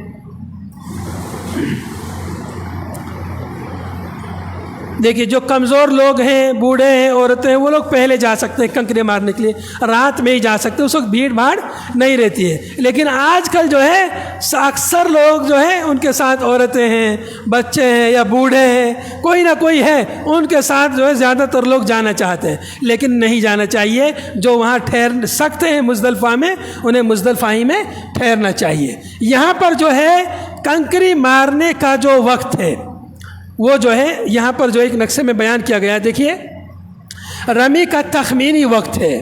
یہاں پر جو ہے مڈل آف دا نائٹ یہاں لکھا ہوا ہے فجر آف دا 10th. یہاں سے جب سورج طلوع ہوگا پہلے دن 10 تاریخ کو، یہ جو ہے سورج طلوع ہونے سے پہلے یہ جو وقت ہے، یہ وقت جو ہے مناسب نہیں ہے. یہ معذور لوگوں کے لیے بس ہے. عورت ہیں، بوڑھے ہیں، بزرگ ہیں، ان کے لیے یہ وقت ہے، یعنی رات کا، آدھی رات کا جو وقت ہے. اس کے بعد سورج نکلنے سے لے کر کے ظہر تک، زوال تک، یہ پسندیدہ وقت ہے کنکری مارنے کے لیے 10 تاریخ کو. 10 تاریخ کے بعد میں زوال کے بعد کنکریاں مارنا ہے. لیکن 10 تاریخ کو زوال سے پہلے پہلے کنکریاں مارنا مستحب ہے، سب سے افضل وقت ہے. دیکھیے یہاں پر دیا ہوا ہے کس رنگ کا کیا مطلب ہے، کس رنگ کا کیا مطلب ہے، یہاں پر جو ہے لکھا ہوا ہے، آپ لوگ اسے آسانی سے سمجھ سکتے ہیں. یہ جو ہے بیسٹ ٹائم ہے فار رمی. رمی کے لیے سب سے اچھا وقت ہے. اگر بھیڑ بھاڑ کی وجہ سے زوال سے پہلے نہیں مار سکے تو اس کے بعد میں ظہر کے بعد عصر تک یا عصر کے بعد مغرب تک، تو یہ جو ہے سیکنڈ بیسٹ ٹائم ہے. سیکنڈ بیسٹ ٹائم یہ ہے. پھر اس کے بعد میں یہ جو وقت ہے، یہ جو ہے اس میں بھی کوئی نہیں مار سکا ہے تو قضا کر کے رات میں بھی وہ کنکریاں مار سکتا ہے. تو رات جو ہے مینا میں گزارنی ہے. اس کے بعد میں دیکھیے یہ ٹائم آف دا رمی، قضا، یہ قضا کا ٹائم ہے. اب یہاں سے 11 تاریخ جو ہے شروع ہو جاتی ہے. 11 تاریخ جو ہے دیکھیے 11، 12 اور 13 تاریخ میں، 11، 12، 13 تاریخ میں جن لوگوں کو جلدی ہو وہ 12 تاریخ کو مینا چھوڑ سکتے ہیں، اور زیادہ تر لوگوں کو جلدی رہتی ہے. ہم نے دیکھا ہے 9 سال تک حج کا تجربہ دیکھا ہے کہ 13 تاریخ کو مینا بالکل سناٹا ہو جاتا ہے، بہت کم لوگ بچتے ہیں. ایسا لگتا ہے کہ سارے لوگ جلد باز ہیں، سب کو جلدی ہے. بہرحال تو جو زیادہ رکے گا زیادہ ثواب پائے گا. تو ایسے جو ہے پلاننگ بنا سکتے ہیں کہ ہم لوگ 13 تاریخ کو بھی رکیں گے اور 13 تاریخ کو ہم اجر و ثواب کمائیں گے. 13 تاریخ کو رکنا کچھ مشکل نہیں ہے، اس لیے پورا میدان خالی ہے، کہیں بھی رک جائیے. بہت سارے VIP لوگوں کے خیمے بھی خالی ہو جاتے ہیں بالکل جمرات کے قریب میں، وہاں بھی ٹھہر سکتے ہیں. اچھا یہ جو ہے یہاں پر جو ہے یہ جمرات، یہ جو ہے اسمال جمرہ، یہ مڈل ہے، یہ بگ جمرہ ہے. یعنی یہاں پر یہ جو ہے یہ جو ترتیب جو دی ہوئی ہے، یہ والا حصہ ہے، یہ شمال کا حصہ ہے، یہ مغرب کا حصہ ہے. ٹھیک ہے، بگ والا ادھر ہے مغرب والی مکہ والی سمت میں. ٹھیک ہے، دیکھیے یہاں پر لکھا ہوا انٹرنس. ہاں یہ صرف چھتری ہے. اوپر جو ہے، جو اوپر کی منزل ہے، لاسٹ والی جو منزل ہے، اس منزل میں، اوپر والی جو منزل ہے اس منزل میں یہاں ایک چھتری بنی ہے سایہ کے لیے بس.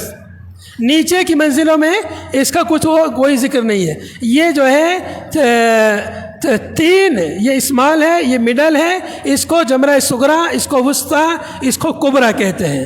یہ 3 جمرات ہیں. پہلے دن صرف بڑے والے کو مارنا ہے، اور دوسرے دن یعنی 11 اور 12 کو ان تینوں کو کنکریاں مارنی ہیں.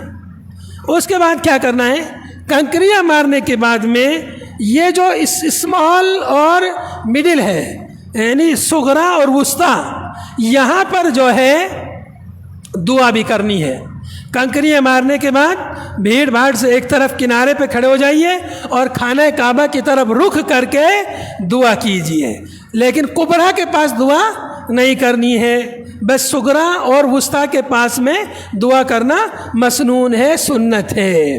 دیکھیے یہاں پر جو نشان بنا ہوا ہے یہ جو ہے الیکٹرانک سیڑھیاں ہیں، یہاں پر جو ہے کھڑے ہو جائیے، سیڑھی آپ کو اوپر کی دوسری تیسری چوتھی منزل پر پہنچا دے گی۔ اگر یہاں پر جو ہے بھیڑ بھاڑ ہے، نیچے بھیڑ بھاڑ ہے، تو ان سیڑھیوں کا استعمال کیا جا سکتا ہے۔ ایمرجنسی میں بھی سیڑھیاں استعمال کی جا سکتی ہیں، اور الیکٹرانک سیڑھیوں کے علاوہ پیدل خود سے بھی چل سکتے ہیں، دونوں طرح کی سیڑھیاں یہاں پر موجود ہیں۔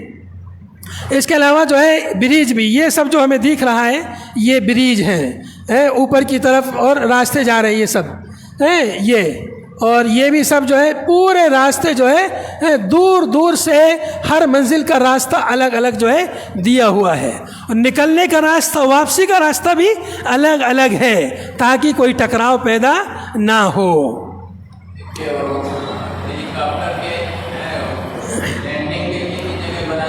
ہاں دیکھیے یہاں پر یہ جو ہے یہ اوپر جو جگہ ہے یہ ہیلی کاپٹر کے اترنے کے لیے یہ جو جگہ ہے کبھی کبھی وی آئی پی لوگ اترتے ہیں، یا کبھی ایمرجنسی میں جو ہے کچھ حاجیوں کو اٹھانا پڑ جاتا ہے، اس طرح بھی ہوتا ہے۔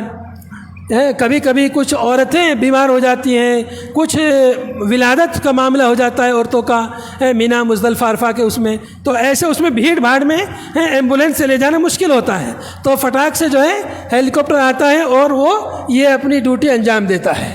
یہ دیکھیے یہ راستے جا رہے ہیں کہاں کے لیے؟ جمرات کے لیے، جہاں کنکریاں مارتے ہیں، اس طرح گویا کہ لوگوں کا ٹھاٹے مارتے ہوئے سمندر جو ہے جا رہا ہے۔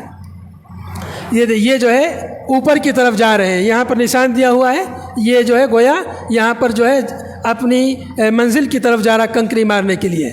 یہ دیکھیے الگ الگ راستے ہیں، یہ جس راستے سے آ رہے ہیں یہ اوپر جا رہے ہیں دوسری منزل پر، یہ لوگ گراؤنڈ فلور پہ جا رہے ہیں، ایک بیسمنٹ میں بھی ہے، نیچے بیسمنٹ میں بھی ہے، اس سے عام طور پر گاڑی کے ذریعے وی آئی پی لوگ نیچے بیسمنٹ میں کنکریاں مارنے کے لیے جاتے ہیں۔ پھر یہ جو ہے یہاں پر جو ہے نشان دیے ہوئے راستوں کے، ہرے نشان، اندر جانے کا نشان راستے کا، اور واپس جانے، اگر آپ کوپن خریدا ہے اگر آپ نے تو یہ قربانی آپ کی طرف سے ادا کی جائے گی۔ کوپن خرید لیتے ہیں، پیسہ دے دیا، کوپن خرید لیا، آپ کی ذمہ داری ختم ہو گئی، اب وہ ان کی ذمہ داری قربانی کرنے کی۔ جانور کی قربانی مکہ مکرمہ یعنی مکہ اور منی کے حدود میں کرنی چاہیے، ایسا نہیں کہ کوئی آدمی کہ کیا ہے عید کا دن یعنی 10 تاریخ 11 12 اور 13 تاریخ، یہ 4 دن جو ہے قربانی کے 4 دن ہیں۔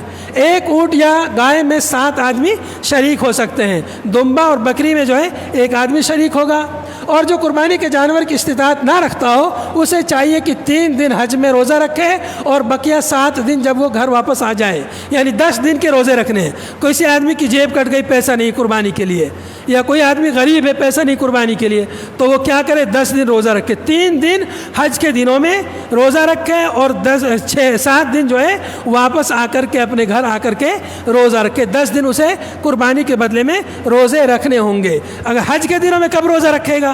اگر اسے قربانی نہیں کرنی ہے تو وہ 5 تاریخ کو احرام باندھ لے، 5 تاریخ کو احرام باندھ لے، 5 6 اور 7 کو روزہ رکھ لے، یا 6 7 8 کو روزہ رکھ لے، اس لیے کہ 9 تاریخ کو عرفہ کا جو دن، اس دن حاجیوں کے لیے روزہ رکھنا منع ہے، غیر حاجی کے لیے روزہ رکھنا مستحب اور افضل ہے، اور حاجی کے لیے روزہ رکھنا اس دن منع ہے۔ پھر 10 تاریخ جو ہے عید کا دن ہے، ایام تشریق، ان دنوں میں روزہ رکھنا منع ہوتا ہے، یہ سب کے لیے منع ہے، کھانے پینے کے دن ہے، تو اس لیے پہلے ہی وہ احرام باندھ لے تاکہ اسی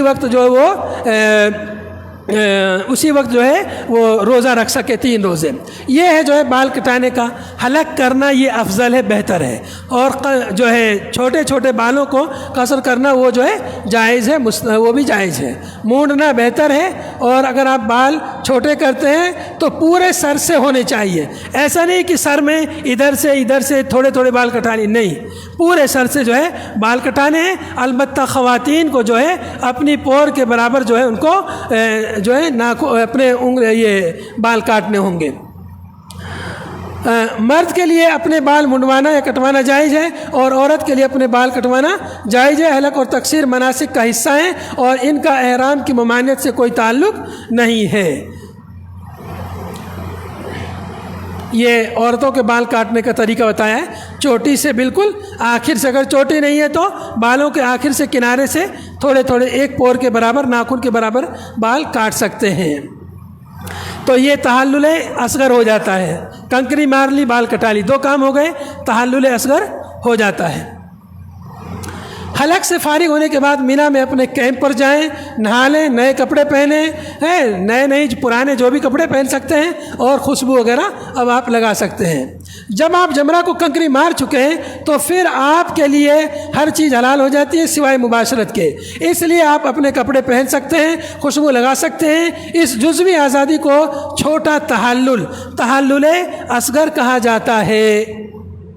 اب جو ہے طواف افاضہ، طواف زیارہ بھی جسے کہتے ہیں، تو اس کے لیے جو ہے مکہ جانا پڑے گا، تو اس کے لیے ہم نے آپ کو بتایا اسی دن بھی کر سکتے ہیں، 10، 11، 12، 13 تاریخ کسی بھی دن اپنی سہولت کے حساب سے کر سکتے ہیں۔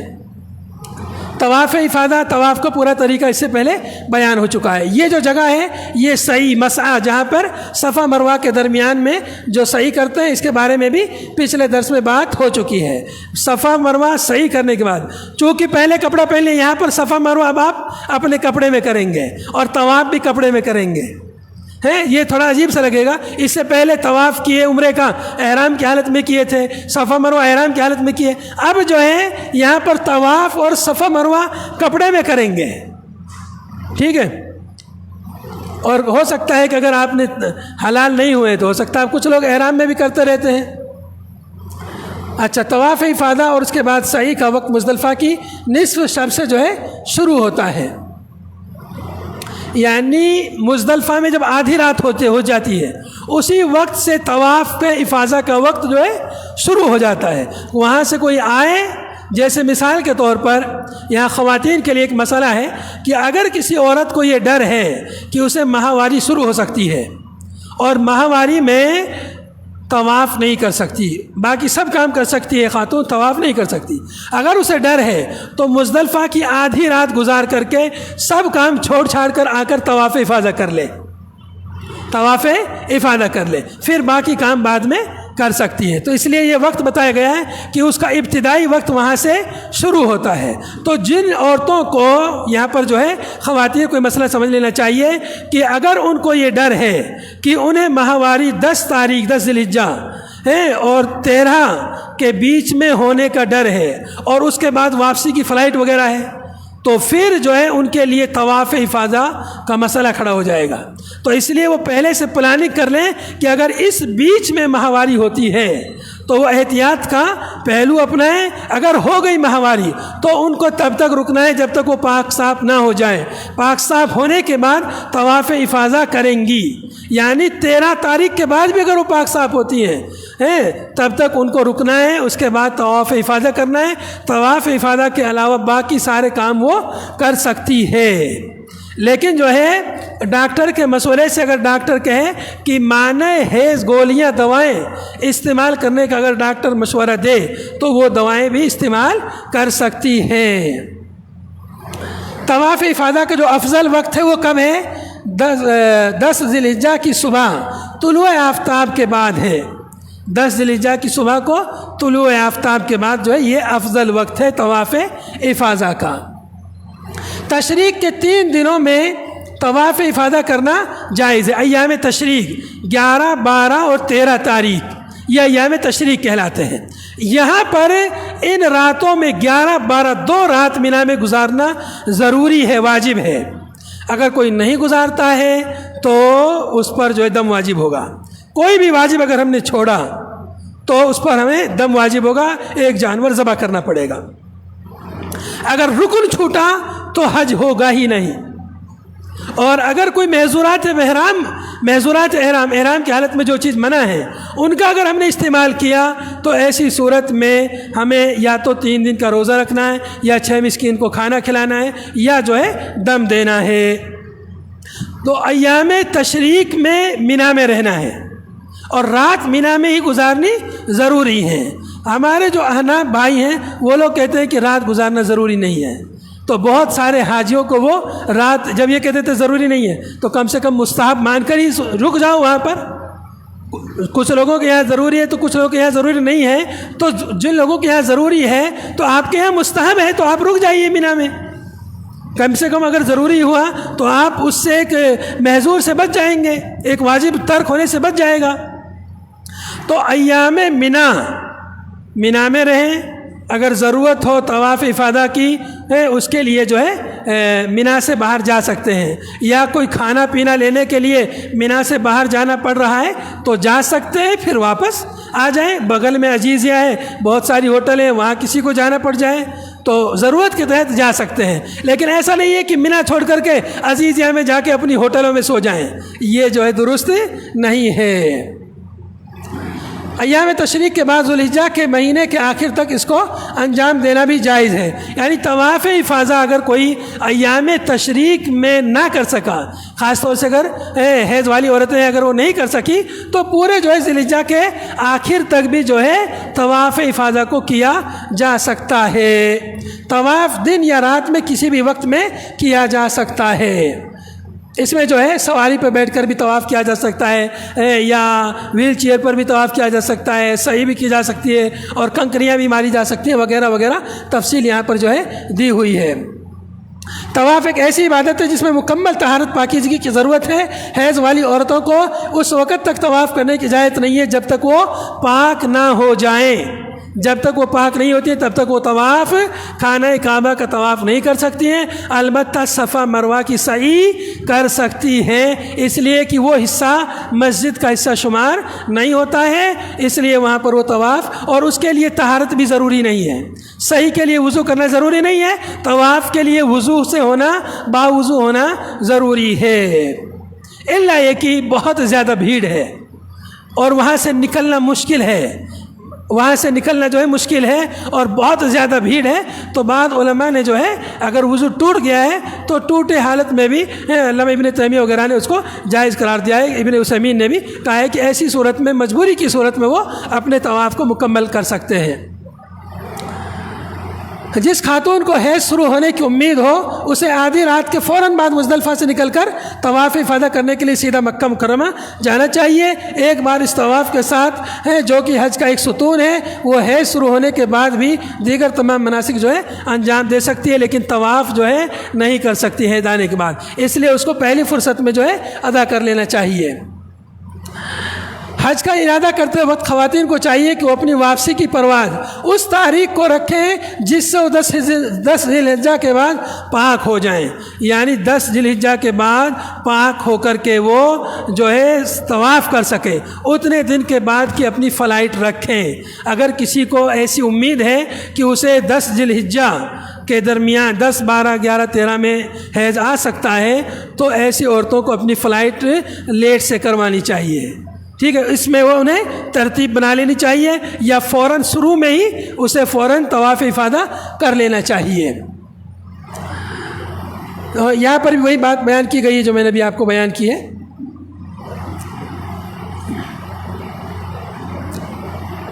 یہاں پر یہ مسئلے عورتوں سے متعلق مسئلے جو میں نے آپ کو مختصراً جو ہے بیان کر دیے ہیں۔ یہ ایام تشریق میں رات گزارنا، مینا میں رہنا، اس کے بارے میں جو ہے یہاں پر حکم دیا گیا ہے۔ کنکریاں ہر دن جو ہے کنکریاں مارنی ہے، وہ میں نے آپ کو بتا دیا، پہلے دن صرف ایک جمرے کو مارنی ہے، باقی دنوں میں تینوں جمرات کو کنکریاں مارنی ہے۔ پہلے اور دوسرے جمرے کے پاس جو ہے دعائیں کرنی ہے، اور جو ہے بڑے جمرے کے پاس جو ہے دعا نہیں کرنی ہے۔ کنکریاں مار کر واپس جو ہے اپنے خیموں میں آ کر کے یہاں پر بھی نمازیں قصر کرنی ہے، نمازیں جو ہے 4 رکعت والی نمازیں 2 رکعت اپنے اپنے وقت پر یہاں پر ادا کرنی ہے۔ یہاں پر جو ہے نقشہ دیا ہوا ہے کہ 11، 12، 13 تاریخوں میں جو ہے ظہر سے لے کر مغرب کے درمیان کنکریاں مارنے کا جو ہے یہ افضل وقت ہے، بہترین وقت ہے۔ اس کے بعد میں رات میں جو ہے کنکریاں مارنے کا یہ سیکنڈ جو ہے بیسٹ ٹائم ہے۔ اس طرح سے جو ہے مختلف یہاں ٹائموں کا نقشہ دیا ہوا ہے، کس ٹائم جو ہے کون سا جمرے کو کنکری مارنا بہتر ہے اور کب جو ہے بہتر نہیں ہے، یہاں پر یہ کچھ نقشہ دیا ہوا ہے۔ वज़्कुरुल्लाह फ़ी अय्यामिन मादूदात फ़मन तअज्जल फ़ी यौमैन फ़ला इस्मा अलैहि। ये बात हमने आपको बता दी है कि 11 और 12 तारीख को, जिसको 12 तारीख को निकलना है वो सूरज गुरूब होने से पहले पहले मिना छोड़ दे। ज़वाल के बाद से सूरज गुरूब होने तक 12 तारीख को कंकरियाँ मार कर के हुदूद मिना से बाहर निकल जाए। अगर सूरज गुरूब होने तक नहीं निकला कोई तो फिर उसको 13 तारीख को भी मिना में ठहरना ज़रूरी है, और मिना 13 तारीख की फिर कंकरियाँ मार के फिर वो मिना से निकल कर के जाए।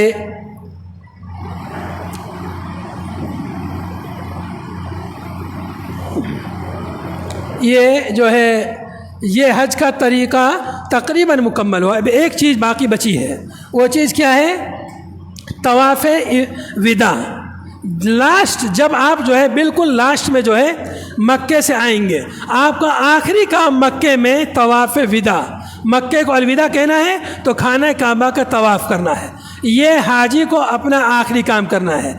अलबत्ता हैज़ वाली, निफास वाली औरतें उससे मुस्तस्ना हैं, उनके लिए वो वाजिब नहीं है, उस तवाफ़ को वो छोड़ सकती हैं। बाकी हाजियों को वो तवाफ़ विदा करना ज़रूरी है। कुछ लोग पहले ही कर लेते हैं, ये गलत है, आखिर में करना है। जब आप आएंगे मक्के से, रवानगी होगी, उसमें से पहले जो है आखिरी काम जो है आपको तवाफ़ विदा का काम जो है करना है। यहाँ पर अब हज आपका जो है मुकम्मल हो गया है, और किसी को कोई सवाल वगैरह करना हो तो वो अब जो है सवाल कर सकता है।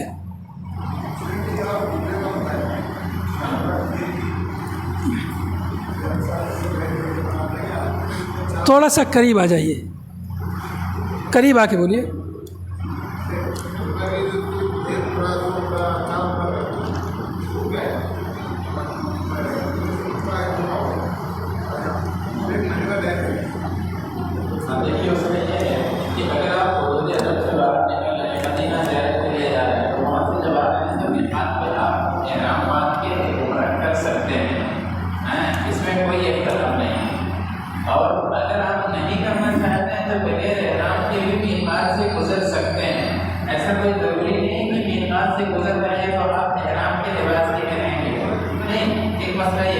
उसके बाद अगर आप ताइफ जा रहे हैं तो वहाँ से भी अगर आप उम्रा करना चाहें तो उम्रा करें। आप कहीं और जा रहे हैं, याद बात हैं, किसी और काम से गए, आप आ रहे हैं वापस तो आप फिर उम्रा कर सकते हैं। ठीक है, सही करने से पहले उसकी नियत करना जरूरी है। हाँ, वो जो वहाँ से सीधा आयशा से करते हैं वो साबित नहीं। हर अमल के लिए नियत ज़रूरी है, मतलब नियत का हर अमल से आज शुरू करने से पहले नियत दिल के इरादे का नाम है। जब आप वहाँ जा रहे हैं तो वही नियत है कि मैं तवाफ़ करने जा रहा हूँ। सवाल से कोई दुआ साबित नहीं, ज़बान से नहीं करना कुछ भी, हाँ, दिल से। वहाँ जा रहे हैं, आप सफ़ा पर क्यों चढ़ रहे हैं? और उससे फिर खड़ा जाओ, इसको वापस आना है तो वो क्या करेगी? अब देखिए, हैज़ वाली औरतें, सबसे अहम मसला ये है कि तवाफ़े इफाज़ा या तवाफ़े ज़ियारत, हज वाला तवाफ़, ये तो लाज़मी है, ये रुकन है, इसे करना ही है। इसकी दो सूरत है, या फिर आप अगर मौका है तो मुज़दलिफ़ा की आधी रात के बाद डायरेक्ट पहला काम ये करें कि जाकर तवाफ़ करने मक्के में, और अगर ये नहीं हो सकता है तो उसका एक दूसरा रास्ता ये है कि दवाएँ वगैरह अपने साथ रखें और दवा इस्तेमाल करें, और तीसरा ये है कि फिर इंतज़ार वहाँ करें, अपनी फ़लाइट ताक़ीद से कराएँ और तवाफ़े इफ़ाज़ा करने के बाद फिर वहाँ से रवाना हो। लेकिन तवाफ़े विदा के लिए ये ज़रूरी नहीं है। तवाफ़े विदा अगर ऐसी खातून नहीं भी करेगी है या निफास वाली तो कोई मसला नहीं, वो बगैर इसके भी वापस अपने मुल्क आ सकती हैं। और एक सवाल और है, क्या है हुकूकुल इबाद की नीयत से रिश्तेदारों से मिलना और अपनी माफ़ी तलाफ़ी करना, तो इसमें कोई हर्ज की बात नहीं। माफ़ी तलाफ़ी हमेशा होनी चाहिए, इसका दरवाज़ा हमेशा खुला रहना चाहिए।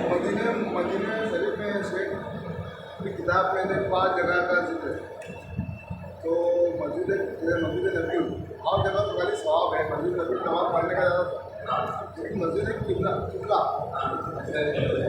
नहीं, मस्जिद कुबा में नमाज़ पढ़ने का उम्र का एक उम्रे का सवाब। तो क्या करना चाहिए? नफिल नमाज पढ़ने का सवाब है क्या फर्ज नमाज? नहीं नफिल नमाज आप कोई भी नमाज वहाँ पढ़ेंगे, लेकिन अल्लाह के रसूल सल्लल्लाहु अलैहि वसल्लम का मामूल यह था कि शनिचर के दिन आप चढ़ से जाते थे पैदल और वहाँ नमाज अदा करते थे। दो चीज़ को मस्जिद नफिल का एक हज़ार नमाज का सवाब, दूसरा घूमने का सवाब, बेहतर क्या है? अच्छा कौन सा ज़्यादा बेहतर है? देखिए ये ऐसा है कि उम्रा भी एक बहुत बड़ी इबादत है और मस्जिद नबी के अंदर है। तो आप ये जो नमाज वाला जो नमाज के बराबर का सवाब हासिल कर रहे हैं, ये तो आप कई बार भी कर सकते हैं, लेकिन वो बढ़ने जाने वाली बात है, वो भी वहाँ दोनों फजीलतें आप जमा कीजिए, यहाँ की भी फजीलत कीजिए, वहाँ की भी फजीलत कीजिए, लेकिन अब बड़ा रुतबा किसका है ये तो अल्लाह तआला जानता है।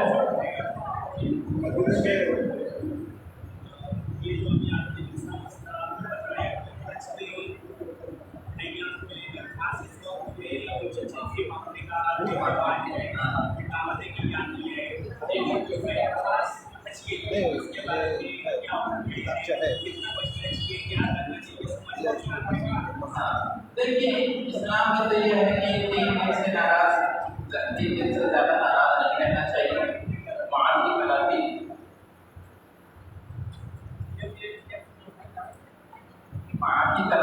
दरवाज़ा खुला रहना चाहिए और इस अजीम इबादत के लिए आदमी अगर जा रहा है और बतौर ख़ास इसका एहतमाम कर रहा है तो इसमें कोई हरज की बात नहीं है। जी हाँ मुख्तसरन अच्छा जी